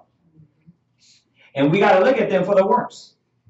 And we have to not do anything of their works and be not like them. That's another thing too. You could be a black devil if you do what they do. I was gonna say, the wicked got your mind so gone that I was talking to somebody and they lost something, right? And they supposedly lost something, and then you're so quick if you're not careful about it. You're so quick to look and you got that interracial. You got that interracial against your own people. You know what I mean? He lost something. He lost something, and then the first thing he did was look to a Mexican. He looked to a Mexican. Like I said the other day, like I said when they stole my car, first thing that I had in my head was, there is a car. Yeah. You know what I mean? I was like, This car's the only person around. it's like, It's around. but yeah, see, that's what Esau put in us. All right, let's finish this up, man. Go ahead. And the noise of the vow. And the noise of the what? Of thy vows. Mm-hmm. Thy pomp is brought down to the grave, and the noise of the vials. Meaning they partying, they're rejoicing. Because that's what they're doing right now. This is, you know, their little Kmart kingdom, they're still rejoicing over you. And they laugh and they mock. Yeah, your Jesus is going to be here one day. That's how they do, man. That's why we have to be strong, and we have to, it says the whole world waiteth on the manifestation. The whole world waiteth on the manifestation of the sons of God. We have to fight and strive to be these righteous kings and priests. It takes work. Go ahead. The worms inspread under thee, Mm-hmm. and the worms cover thee. Right? Verse 12. How art thou fallen from heaven, O Lucifer? Now you see it? It's not talking about the spiritual. It's talking about the physical. Now, we know that Christ said the last one that's going to be brought down is death. So spiritually, yes, he's going to fall. But all Lucifer means here, when you look up that word, just light bearer. And what light do they bear? Knowledge of the world. The knowledge of the world. The light is the wisdom. You understand? The light is the wisdom. We are going to be the light bearers in righteousness. Yeah, I showed y'all that one about the Illuminati, right? Go to Baruch 4.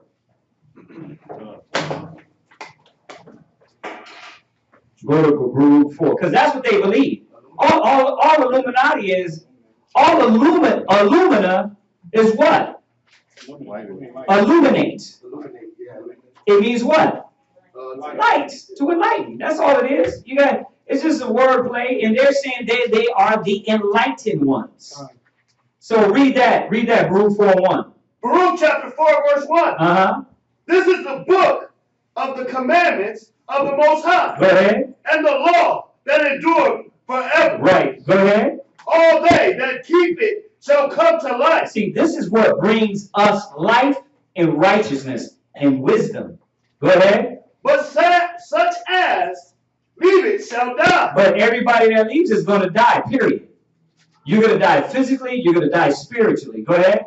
Turn ye, O Jacob, and take hold of it. Read. Walk in the presence of the light. Walk in the presence of the what? Light. Of the what? Light. See, this is the true light. See, the wisdom of this world is foolishness with God. Their light is not the light, it's darkness. Go ahead. Thereof, that thou mayest be illuminated. See, that's the illumination we're coming to. The Illuminati, they think they're on this level. They think they're enlightened. But they're not, because it's wickedness. So when you deal with Lucifer, he's enlightened to do what? To do evil. They're enlightened on the left-hand side, not the righteousness. You understand that? But we're going to be enlightened through the laws, statutes, and commandments. That's the true light. Right? Where Christ said, "Ye are the light of the world." Right? Y'all get that? Okay, so jump back to Isaiah. Let's finish that up. Isaiah chapter 14, verse 12. Uh-huh. How art thou fallen from heaven, O Lucifer? Right. Son of the morning. Right. How art thou cut down to the ground? Right, so it's talking about this nation, the ones that think they're the wisdom, they're the knowledge, they're the ones to go to. They're the scientists. Their light is going to be put out. It tells you that too. The candle of the wicked shall be put out because it represents the light of them. Go ahead. Which didst weaken the nation. Verse 13. For thou hast said in thine heart. It says they did what? For thou hast said in thine heart. No, they did is weaken the nations. Satan is not right now having in the way of servitude. You understand? Not the spiritual, but the physical has him bowing down, worshiping. If you mess up, what happens? Go against America, what happens? We've been saying it all week. It's in a war against you. You're terrorists. You're terrorists. Or you know what? We don't want you. We want you to help us in a certain way. So what I'm going to do is I'm going to send 3 CIA agents in the name of ISIS over to France in the name of ISIS and shoot everybody up to get you to help out with our war. Right? Come on, man. Y'all done seen it all. Y'all done heard it all. You know Esau knows about, what do they call it? What do they call it when they create their own wars? False flag. Esau, this other guy was talking about a black flag, false flags, black flags. These are all how they create their war. The Boston Tea Party, if you want to go way back. Right. What? I'm gonna say I actually posted on Facebook where ISIS came out in the 70s. It actually came out in like 1972. So if you go on my Facebook page, you actually see the post that I posted where they said that the FBI is creating a infrastructure of chaos, and they're gonna name it ISIS. That's ISIS. He actually said the name ISIS. So that's if you crazy. go on there, you can actually see it. That's crazy. Mm-hmm. And you got to believe it. You got to believe it. And if you don't, if they're like the magicians, right? Think about it. Some of these things are being done by the Most High.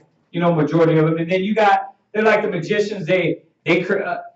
Moses made blood come from the water, right? The water turned into blood. And then the magicians did the same thing. You bring in the same chaos on yourself. That's what they're doing. They bring in the same chaos, which is the outcome is what? Death and destruction to them. So it don't matter. It don't matter if you lying to us. It don't matter if ISIS is doing it. We know this. You're going to implode. Go ahead.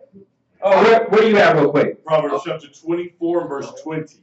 24, verse 20. Just on that, on the Lucifer. And if you got a good Bible, if you got a good audio Bible, like we use eSword. That's another good one, says for the Hebrew. And if you go there, and if you go to your eSword, you look up the scripture, and it'll tell you the Hebrew words. Like, what do you got, Android or Apple, sis? You got Android, so you want to use, It's my sword. You can use my sword. Mantis is good. But I'm saying specifically for the Hebrew. Oh, my sword is a good one for the Hebrew. And it'll do a number over it, and it show you the Hebrew word for that. But yeah, if you go to, what was that? Isaiah about Lucifer. Isaiah 14 and what? 12. 14. Isaiah 14 and 12. Isaiah 14 and 12. Right? And you go to Lucifer. It says here, in the sense of brightness, the morning star. So why is he bright? Because it's his wisdom, is his intelligence. And that's where you get that other word from, the Illuminati, or the illuminated ones. Now, we showed you in the scriptures, we're going to be the illuminated. So what did I show you earlier? The first thing I showed you, there was the right-hand side and the left-hand side. You know what I mean? Everything we do in righteousness, they turn it into evil. Right? Okay, where you at? Proverbs chapter 24 and verse 20. Go ahead. Proverbs chapter 24, verse 20. Mm-hmm. For there shall be no reward to the evil man. Mm-hmm. The candle of the wicked shall be put out. You see that? The candle, you're representing, your spirit is represented as a light. The wisdom that comes from you is represented as light. But the candle of the wicked, their light, their little fake Illuminati, Lucifer, they're going to be cut out, man. The Most High is going to take them out. You see that? Y'all got that, class? All right, jump back to Isaiah. Let's finish it up. Isaiah chapter 14, verse 13. Uh-huh. For thou For thou hast said in thine heart, I will ascend into heaven. Right? I will exalt my throne above the stars Wait a of minute, God. wait a minute, wait a minute. If this was talking about the spiritual demon, Satan, why would he have to ascend into heaven? He's already there. We already know he's with the Most High.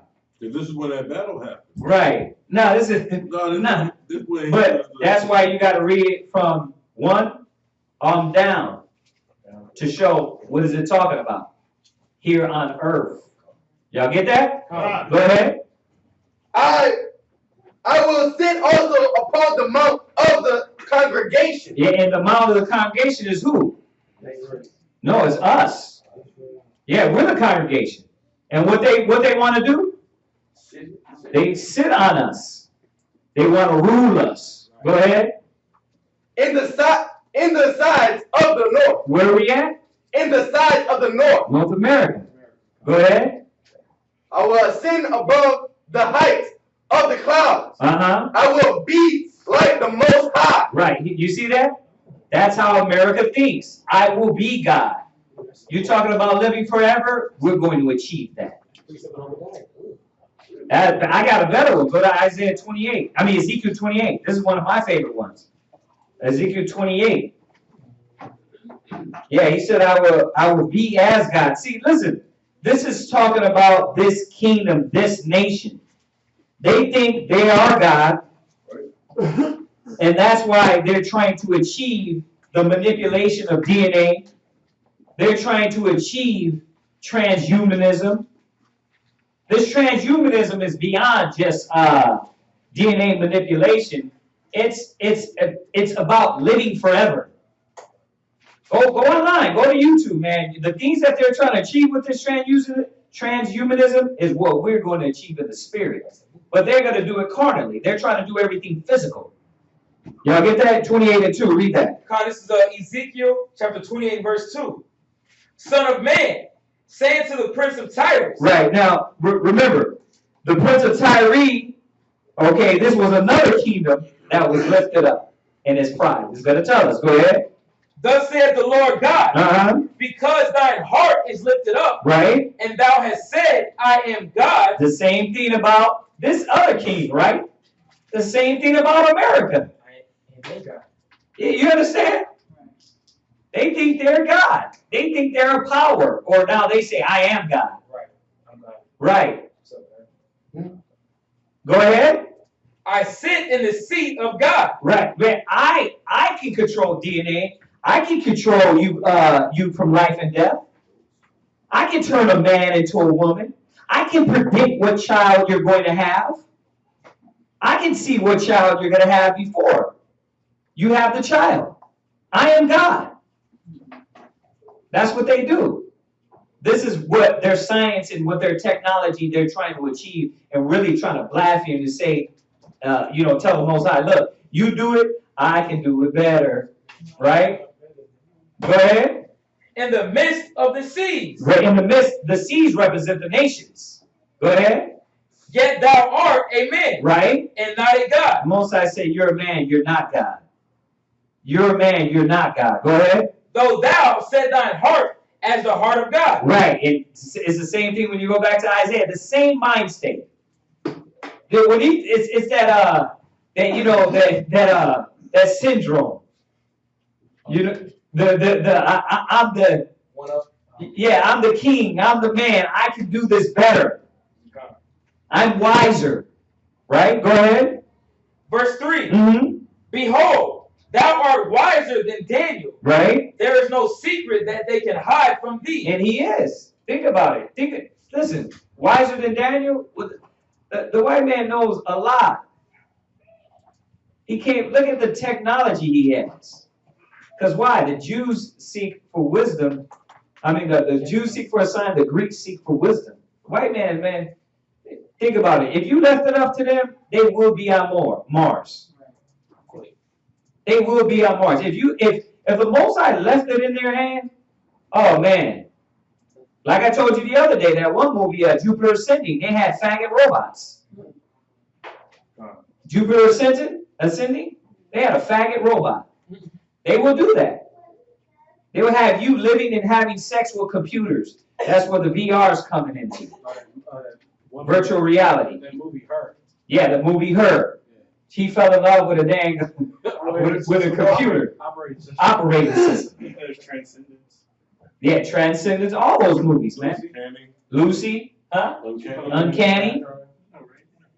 I still haven't finished all that, but y'all understand that? Hey, I got a precept to go with that. Come on, let me finish this and then you come right in. I'm gonna just finish Daniel's before we go back to Isaiah. Go ahead. Verse 4. With thy wisdom and with thy understanding. How did they get everything? Go ahead. Thou hast gotten thee riches. Yeah, they with their wisdom, but their wisdom and understanding is what? Wickedness. Manipulative. Right? Politricks. Right? False science.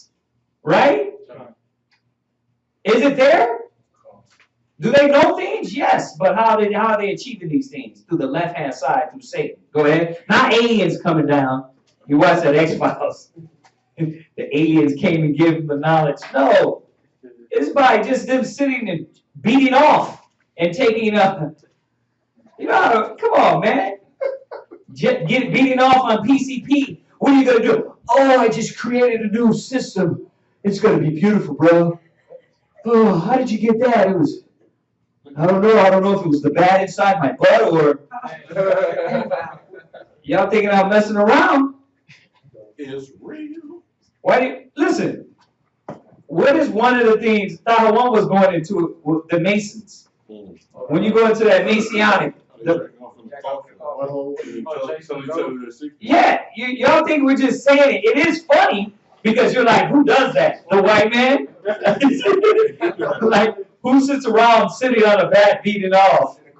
The demons? Demons? You understand? They do that, man.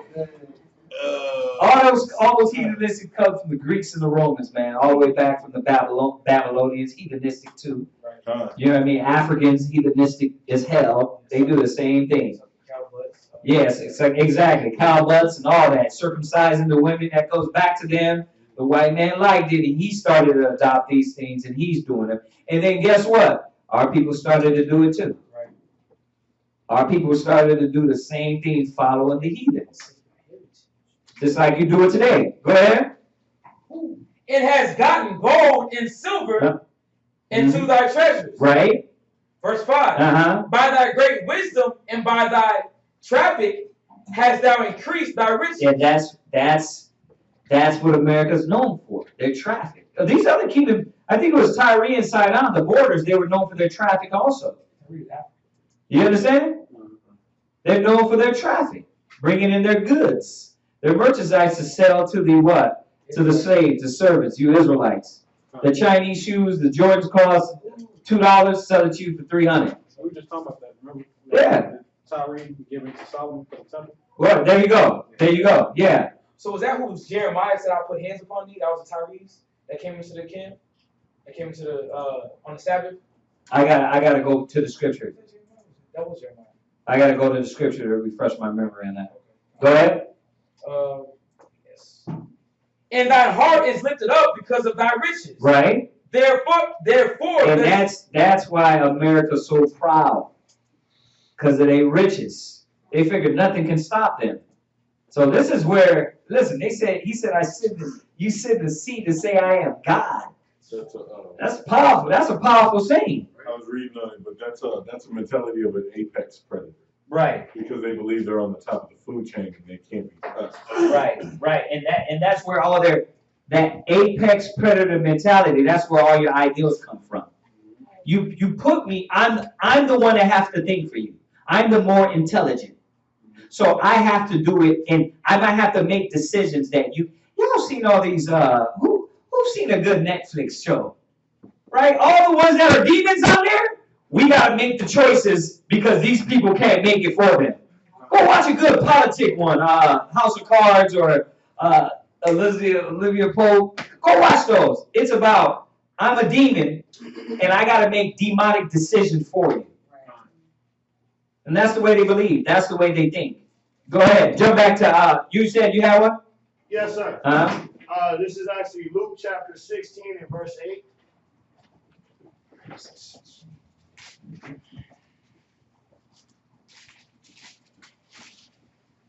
Yeah. Luke chapter 16, verse 8. And the Lord commanded the unjust steward, because he had done wisely, for the children of this world, in their generation, wiser than the children of light. Yeah, why? But what are they wise in? Wise to do evil, but to do good, they know not. You understand? They're wise to do evil, but to do good, they know not. You see, so the children of this world are wiser than the children of light. You know, we deal with that a lot too. When they come into camp, like you was the hustler, you was the killer, you was the enthusiast, you was the motivator. When you come into camp, you're like, I don't know what to do, huh? You get the woman, she's supposed to be the hustler, the innovator. Now, she comes to the truth and it's like, I don't know anything. Like, you was doing all this, making all this money, you had all this, but now, what happened? Because it was in the world, it was in wickedness. Now you have to switch your mind over to righteousness and start being innovative, thinking, you know, subduing, conquering in righteousness. You got to switch it. But it can be done. It can be done. You know, a lot of times it's not to take your gift away. It's to stop doing the evil and bring it into righteousness. What's up? No, I was going to say, too, a lot of what ends up happening is, in the world, you deal with reality, and when you come here, you become religious. So you lose that drive of what it is to deal with reality. Because reality is, if you don't work, you don't eat. Yeah, like they put that religious mindset. Oh, you stealing? Like, no, I'm not. Whoa, no. Like, hey, bro, could you give me? You work at over there? Could you give me a discount? No, bro, that's stealing. You don't work here. You like, nigga, you slave ass. Nah. No, that's how they get. Like, no, brother, that'd be stealing. You can't steal. Listen, the white man that stole America. Right. If you give me your 15% discount, that's not stealing. Well, they said it has to be your family only, and you not my family, so like, kinda. Hey, can I get a ride to the house?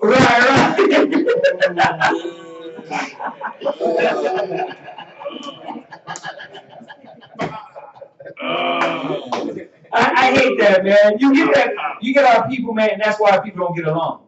You see them at Walmart, you be like, man, you know what? I don't got the 5 cents. I'll wait. Right. It's 5 cents. I lose my job over that. I lose my job. I'm like, wow, for 5 cents, you should go kill yourself then. If your loyalty is worth 5 pennies, but that's how it is with our people. Because why? He beat in us how to hate and be separate and know unity, and abide by the rules. But them, they get to rape, rob, murder, steal, pillage, overthrow, lie, cheat, right? And then say, oh, but you got to do it the right way. Man, use the world, but don't abuse it. Take advantage of every opportunity without being criminal. You know what I mean? That's how we're supposed to get over on this society. Especially, wise as serpent, harmless as doves. Especially you women. Go out there and get for your nation, get for brothers, sisters. If you got access to something and it's not without putting a gun to somebody's head and without you going to jail, take advantage of that. Not nothing strange for a piece of change, but righteous. Right. You know what I mean? Right. Not nothing strange for a piece of change. Nothing strange for a piece of change. Right. I mean that. You know what I mean? For you, it's for your family. Take advantage of that, man.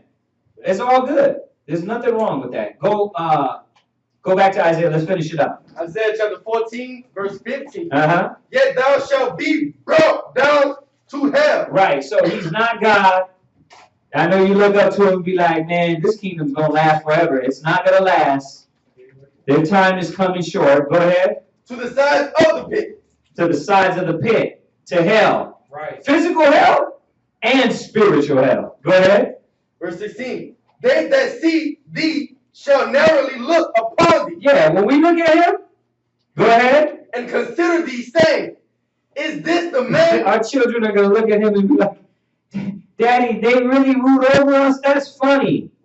You're going to be 700 years old and your kid's going to be laughing at you when you tell them he was our master. Because it's going to be a dream. Like Planet of the Apes. Planet of the Apes. No! Yeah, that's exactly how it's going to be.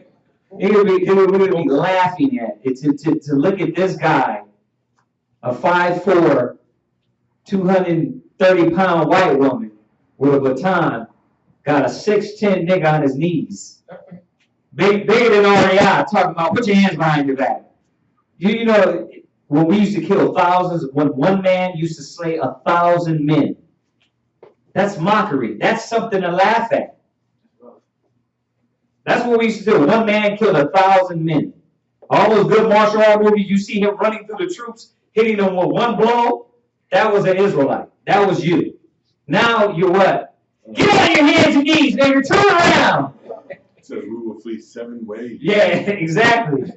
You're like, yes, sir, officer. You get your southern accent real quick. You ain't even southern. Yes. Yes, sir. Yes, ma'am. You're like, you from down south? No. But that's how it is, and that's how we're going back to be. We're going back to be those mighty men and women. But once again, we got to start acting like it now. We got to be that now. Go ahead. Is this the man that made the earth to tremble? Yeah, everybody. Not only us, the nations. You're like, this pale, Disloyal. this pale silhouette, you know what I mean, diseased, written animal, right? Not even classified as a species. Right. When you look at Caucasian, it says a subspecies. Of human existence. Now, I know I'm going in Esau tonight. You just rarely see me go in on them this hard. But you know what? They gotta be brought. They probably gotta be brought low. Because Esau is a proud ass nation, man. You know what I mean? You want salvation? You want to be a servant in the kingdom? You better get to work. Start helping out these black folks. Start helping out the Hispanics, Native Americans, and humbling yourself and knowing that your past actions and your deeds are going to come face to face with you in the end. No different than us. If we keep putting our head up under his ass and loving to be his, or letting him put his hand in our ass and being his puppet, we're going down with him. We're going down with him. It tells you in 13, it says, they that are joined with him shall be slain with the sword. Go ahead, read on. That did shake kingdoms. Yeah, but you look at the white man, they shake kingdoms. They've destroyed nations. They killed millions. They're killing millions now as we speak with their drones and their missiles. While you tucked in little America, happy, you know what I mean, in your warm weather, man, people are dying right now through their wickedness. Our people are dying too. Go ahead. Verse 17. That made the world as a wilderness. Yeah, and that's what they did. Well, think about it. What other kingdom cut down every damn tree? This didn't come to America. America started this. Cutting every damn tree. Go to Atlanta. You didn't realize that many trees were on the earth. Like, it's beautiful. The trees, the air. You know, I say go, but don't stay though. Because there's none but homosexuals over there. There's Sodom and Gomorrah over there. Listen, Barnabas said he had to get his kids out of there. He said, I can't have them growing up over there. It's like fags everywhere. 15, 16-year-old. Walking the streets, man. Like it ain't nothing. You know what I mean? And it's going to get here too. I mean, it's here, but it ain't to that level over there. I mean, we know when it was here when we first got here at Galleria Mall. Somebody had liked over here my long-haired, dark-skinned brother right there with the dreads.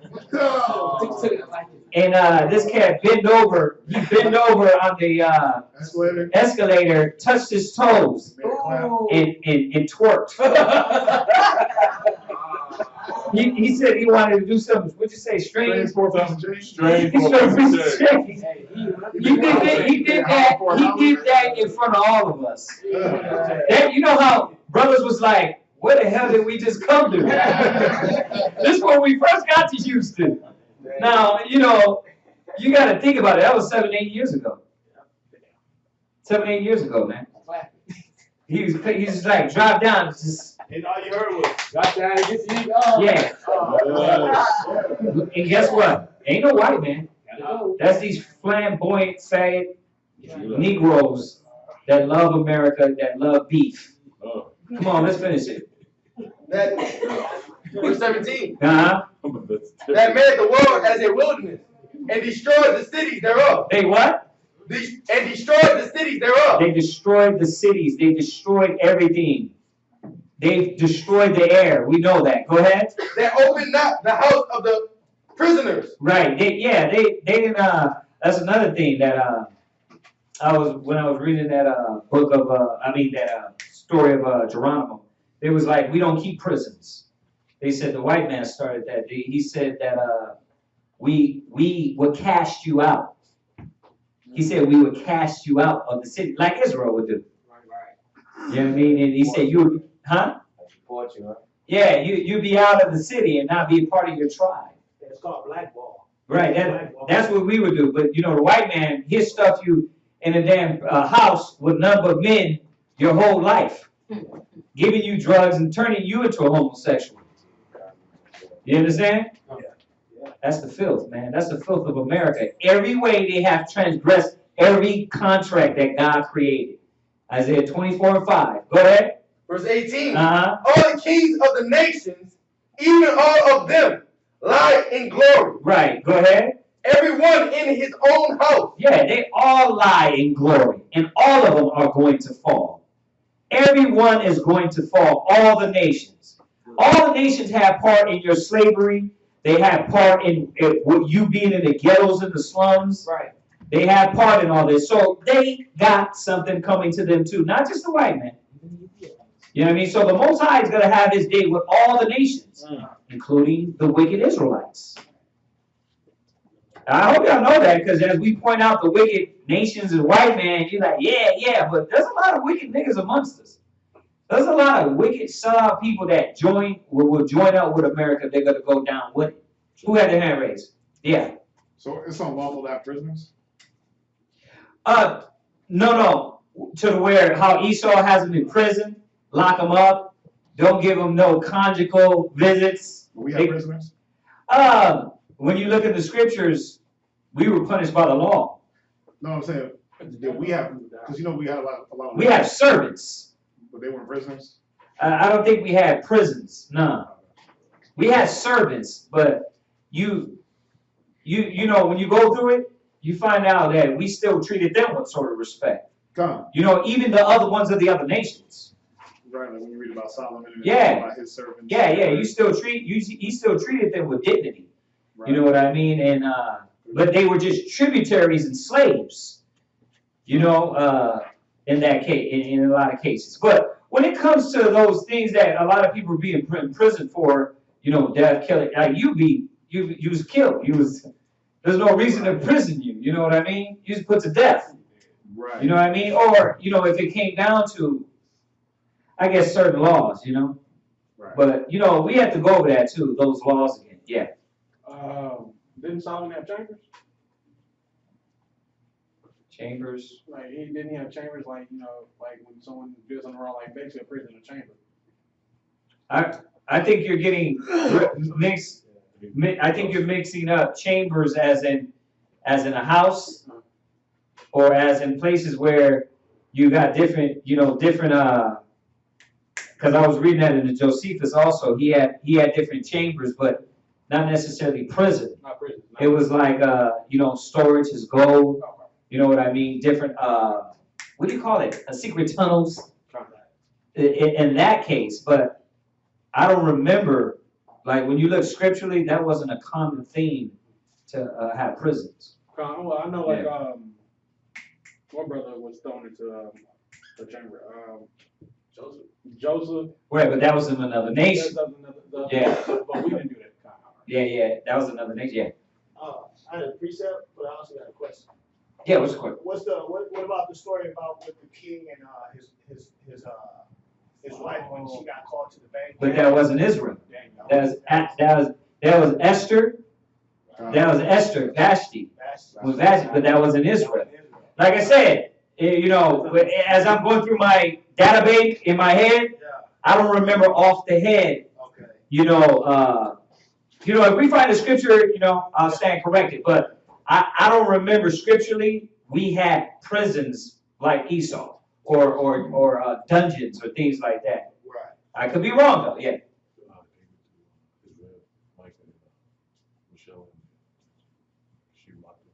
There you go. No, he's right. He's right. David had threw his rib into the dungeon when she had mocked him for dancing. Right, but you know, even in that, you know that if you're thrown in this dungeon, right? I think she was thrown in there permanently, huh? We double checked that. I thought she was thrown in there permanently. No, she got out and she was given to when David went on the run. She was given to one of David's men. There you go. All right, wrong again. But you know, I don't think it was like Esau. I don't think it was like Esau. What about Daniel and the Apocrypha? That was the other nations. That was another nation too? Yeah, that was Nebuchadnezzar. Because we didn't feed people Yeah. lions either. Yeah, we No, I'm didn't feed talking people. about the time where he was. You know, never mind. No, okay. Yeah, we can double check on that though. That's a good one. But yeah, I know this, that regardless, we didn't let to the level to where, you know, where they was committing homosexuality, and we wouldn't do that. The Most High wasn't down with that. We weren't down with that in our right mind. You know what I mean? In our right mind. But we could double check on that. But he did bring out one point where we did. She was dumped in the jail. All right, where were we at? We jumped off this point.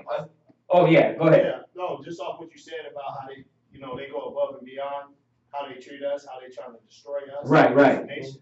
This is Psalm chapter 83, verse 2. Right. It's Psalm chapter 83 and verse 2. Mm-hmm. For lo, thy enemy make a tumult.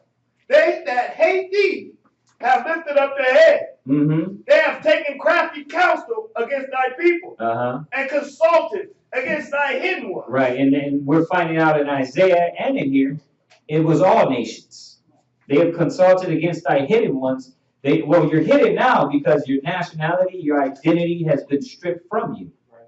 Go ahead. They have said, come, let us cut them off from being a nation. Yeah, and that's what they almost accomplished it.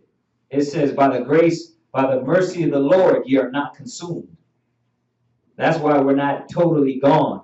Kind of feels like it, but we're not gone yet. The Most High has reserved 7,000 men that have not bowed to the knee of Baal. There's a certain elect chosen, men and women that have not bowed and is awakened. Go ahead. That the name of Israel may be no more in remembrance. Right. So I like this, what he's bringing out, because it goes with Isaiah. Because as nations, they have done this. All the nations. Go ahead. They have consulted together with one consent. They are confederate against thee. Right. So go ahead. Let's jump back. Let's finish it up. Get out of here. Isaiah chapter 14, verse 18. Uh-huh. All the kings of the nation, even all of them, lie in glory. Right. Everyone in his own house. Right. But thou art cast out of thy grave like an abominable branch. Right. So I think that we made the point that this Isaiah 14 is not talking about the spiritual, even though he's going to be thrown down too. But when you go to Isaiah 14, it's talking about this nation. Y'all get that? Yeah. Okay, so just to get that out of the way, I mean, the class we went over questions, the whole class. Do y'all got any questions now? Anything? Anybody? Oh yeah, that's good. You changed it. Yeah.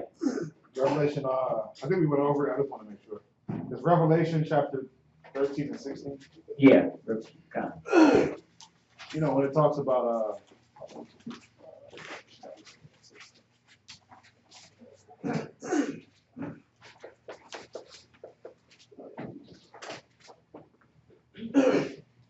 Revelation chapter 13 and verse 16. Mm-hmm. And he causeth all, both small and great, rich and poor, free and bond, to receive a mark in their right hand or in their foreheads. Right. We went over this the other day. The right hand represented I'm doing the works. Right. Okay. And in their mind represents I'm thinking, feeling, carrying out what the works are. Right?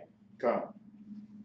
Okay, so then verse 17, it says, and that no man might buy or sell, save that he had the mark or the name of the beast or the number of his name. Right. So people that are, it's going to get to this level where if you're not locked in with the beast fully, then you're not going to be able to perform those basic things. Like buying and selling. Buying and selling. Okay. You understand? Okay. Right. Now, and I did come back and say also, when we talked about the mark of the beast, that it was not necessary, scripturally, it's not the chip, but the chip is one of many things that might help performance. You know what I mean? Okay. But remember, it's talking about all Satan's, what he's using. Yeah, I mean, you get surgery, you get a pin in your leg, they got a mark on it. It got a bunch, I mean, there's a bunch of different things. There's a bunch of different things, right. But yeah, that's just talking about us performing the works of the beast. Right. All right, and that it's going to come to this level where, you know, and it's already there. How much we pull back from America, how much we pull out of America spiritually, that's how much harder it's going to be. And then, okay, I got one more. Mm-hmm. So you know the scripture, I can't think off the top of my head, where it says, set a mark on the men that sigh and cry. Right, we went over that the other day too. Right, but it's the same mark. No. That mark is the mark of the Most High. Right, that's what I mean. It's like it's not it's the same physical. Right, it's the same analogy. That's what we went over that the other day. You remember, guys? No, we literally went over that Wednesday or Monday. Yeah, we went over that Monday. You was working. Okay, yeah, we went over that Monday, and we brought out the same scriptures you brought out to show that the symbolism of the mark was used on both sides, good and evil, because you got a mark of the Most High, which in turn was the seal, because it tells you that in Ephesians and then Revelations that they were sealed 144,000. Right. Right. So that mark and that seal is kind of the same thing. Right. All right. Any other questions? Brothers, sisters? Nothing? Okay. All right. So I gave them this long announcement about the Facebook. We're going to be going live on Facebook. They got live streaming on Facebook. So look out for that. We're going to try to do that Monday. Also, we're going to be trying to get everybody from our current channel on YouTube, the one with all of our videos, over to the new channel. The current channel is Israelite School of Biblical History, Practical Knowledge. The new channel will be ISBHPK. Okay, just the acronym. So I want everybody to know about that and to spread that. And when we get that rolling, we should have that rolling live stream by Monday. And then we're going to put all of our old videos on the ISBHPK. Okay? All right, any announcements? Purim, we're trying to announce that all the time, which is February 20th and the 21st. Passover's coming up. If you brothers and sisters, I know y'all haven't been here, but you know, Jean, sister, what's her name? Victoria, and the other new sister, y'all are welcome to join us on Purim.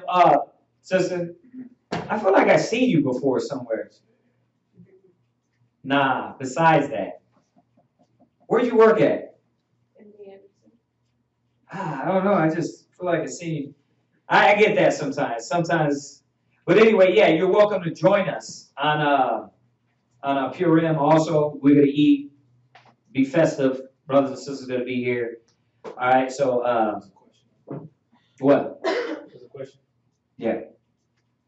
Is God a jealous jealous. Absolutely, God is a jealous God.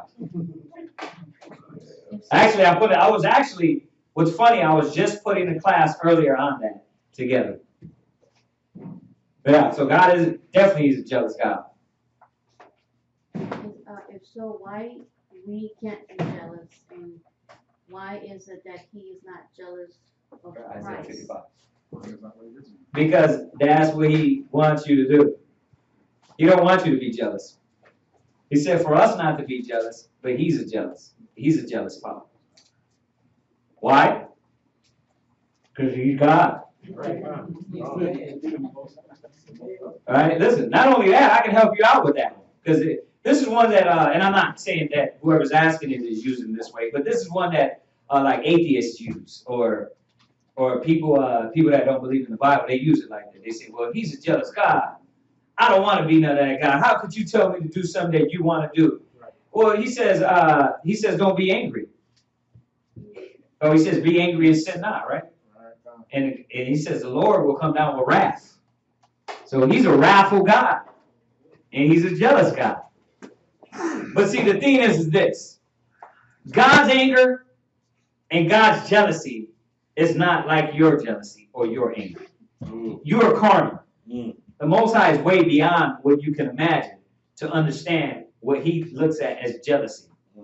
You look at the carnal, he looks at the spirit. So even based on that itself, you can we can't comprehend why he does things. He does it. That's what he wants to do. Go ahead. Isaiah chapter 55 and verse 8. For my thoughts are not your thoughts. See, the way he processes things is not the way you process a thing. We talked about the movie Interstellar, and how when you watch that movie, it's about time. And I never really understood why one day with the Lord is 1,000 years and 1,000 years is one day. You know, our 1,000 years with the Lord is a day. For him. But then when you look, when they break this down scientifically, because how space is, how there's no time, and how space travel, I'm like tripping out on this movie. I'm like, holy cow! Then I'm kind of comprehending why 1,000 years is one day, and I was like, holy crap! You know, scientifically, I was picking that up. But then, if you even that same concept, if the Most High is that far beyond you, right, space-wise, how much more in his thoughts and how he thinks and how he feels? Right. Go ahead. Neither are your ways my ways, right, saith the Lord. Right. His ways are not your ways. So that, you know, that's the answer. You know, I know you want a so-called what you think is meaningful answer, but here's the question. If you're a parent and you tell your kids, listen, go to sleep. You know how my parents used to do it all the time. Like, it's like, you got school tomorrow, but I just want to stay at one more hour, right? How come they could just let me stay at one more hour? They can. I do it to my kids sometimes. I'm like, just stay at 1 more hour, right? But that parent knows what's good for you. Do you comprehend everything all the time? Yeah, as a child, you come to him and say, but Dad, why? Dad, why? Boy, get in there and go do what I told you to do. You don't always get the answer, right? Well, that's the answer to that question. It's kind of a baby way of looking at it, but that's the way it's answered. Yeah. No, just on the definition side, because you gotta definitely understand, like you said, our jealousy versus his jealousy. The definition of jealousy is protective, watchful, heedful, mindful, and careful.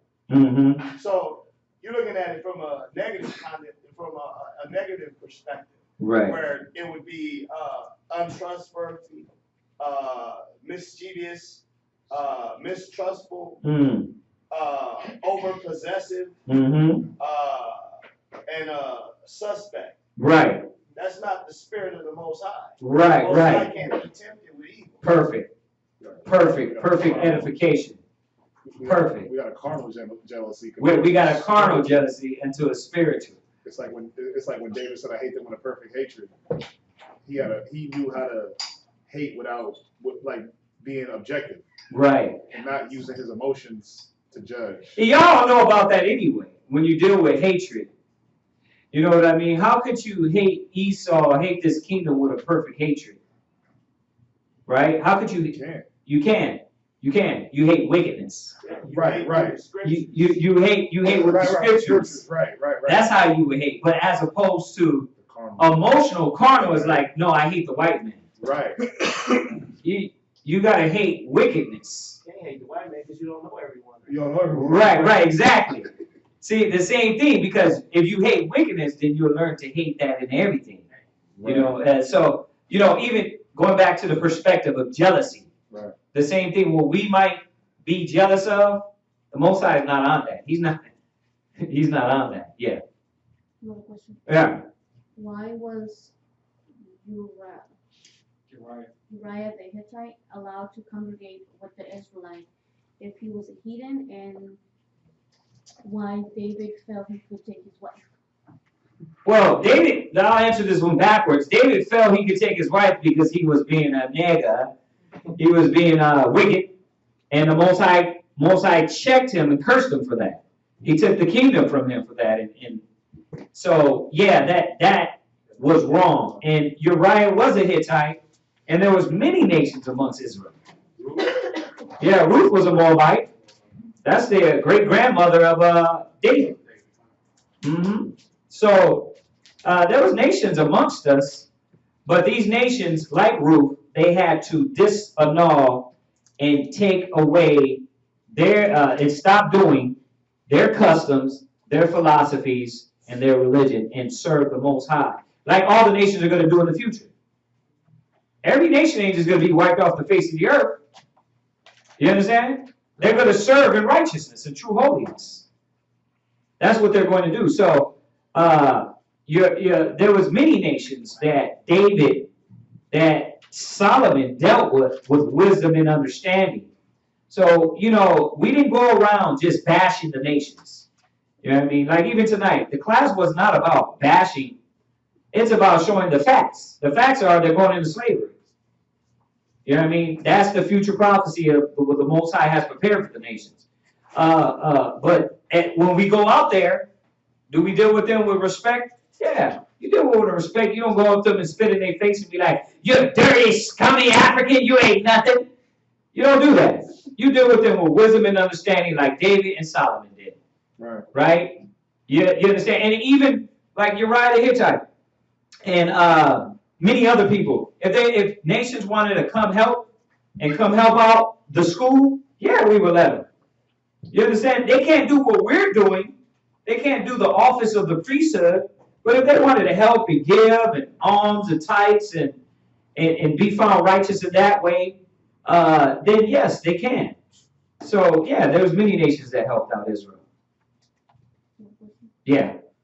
One more and then this, yeah. Why are people saying we're in the new covenant since the resurrection? The second covenant is until Jesus comes back, correct? Huh?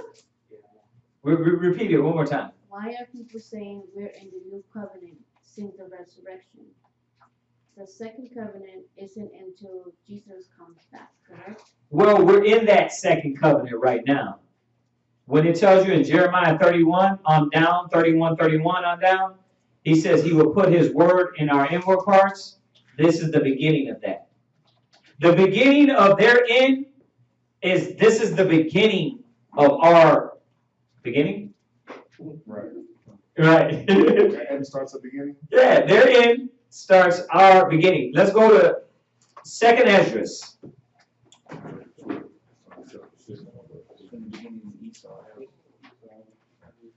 Go to 2nd Esdras 2 verse, where is it?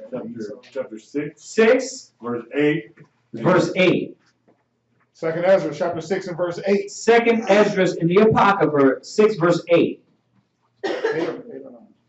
Verse 8. Verse 8. 2nd Esdras chapter 6 and verse 8. And he said unto me, from Abraham unto Isaac, when Jacob and Esau were born of him, Jacob's hand held first the heel of Esau. Right. For Esau is the end of the world. Right. So Esau is the end of the world. his time, when he was born, he not only propelled the world to an end, Right. but he would also be the end. His time would be coming to an end. Right. So their beginning actually started their end through their own hand and through their own wickedness. Okay? Now you would say, damn, from Esau and Jacob, that's a long time. Yes, but that's what time they had. Y'all get that? Okay, and their end is our beginning. Go ahead. And Jacob is the beginning of it that followed. And Jacob is the beginning of it that followed. So Jacob, our beginning is already, as theirs is ending, ours is coming to a beginning.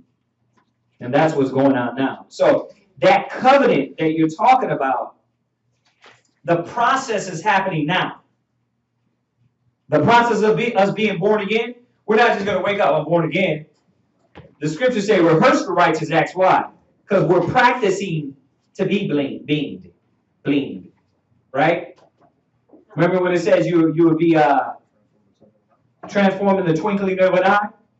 Well, you're not just going to be wicked as hell and then he say, okay, I'm going to twinkle you. You're going to work to righteousness and then he's going to twinkle you. Proverbs 3 and 18. Proverbs 3 and 18. You understand that? Okay. So hopefully that answered the question. So, the scripture I quoted was in that Jeremiah, I think it's 31.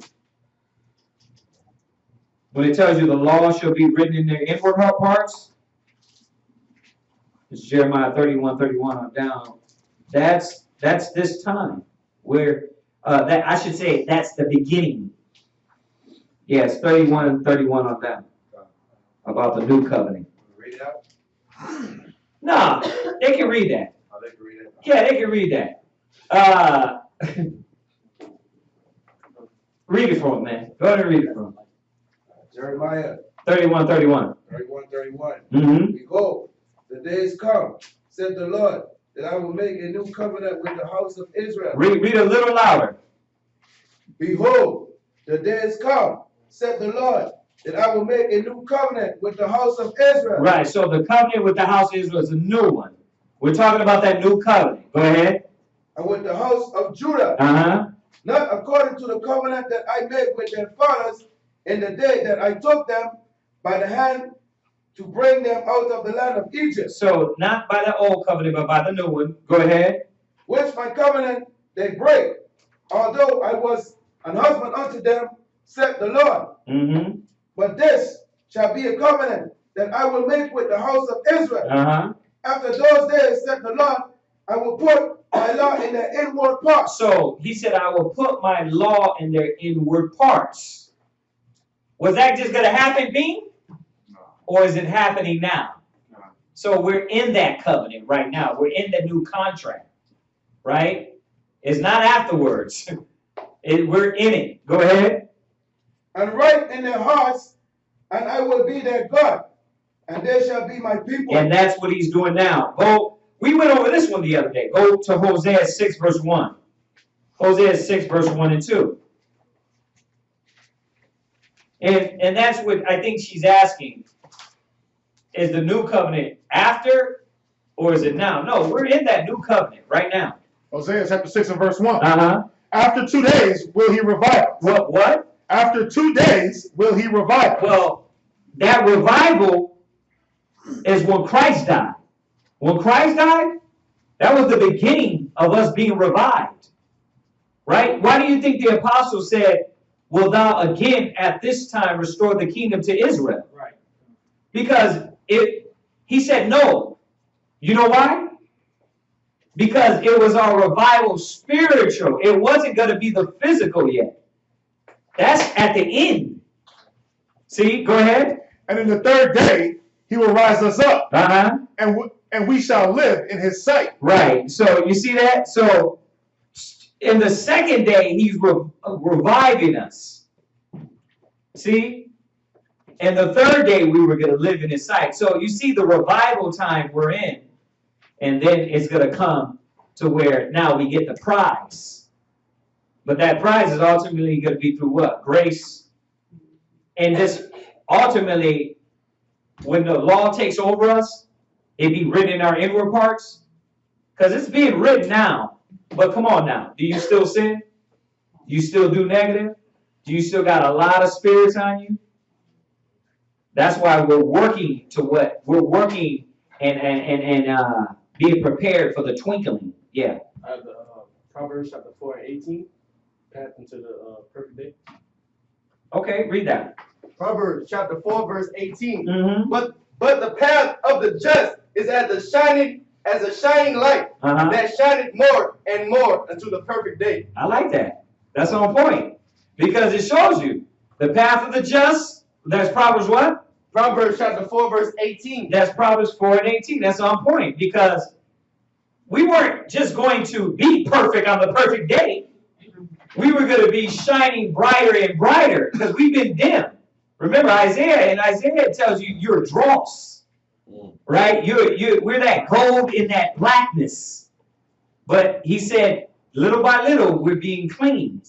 That's the new covenant working in us. We're not just going to be in the covenant.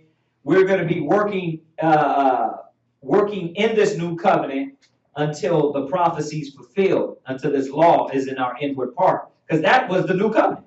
It tells you in Jeremiah 31:31, the law was going to be written in our inward part. No man shall teach his neighbor. We're not going to be sitting here doing this, right? But how do we get more perfect and better and better? We rehearse the righteous acts. Okay? So hopefully that answered her question also. Huh? You said what? Oh, it's a brother. Oh, I'm sorry, brother. Hopefully that answered your question, brother. All right. Does there any other questions? All right. Listen. Remember, tonight is the Shabbat. Keep your mind in the right place. Keep your spirit in the right place. For us here, we know tomorrow we got Shabbat, Sabbath morning class, and then also we're gonna go do street speaking. Okay. All right. You brothers and sisters online, you want to support? Give alms, kites, computers, anything we need here for to school, we would appreciate it. Get in contact with us. Otherwise, we like to say shalom to y'all. Shalom.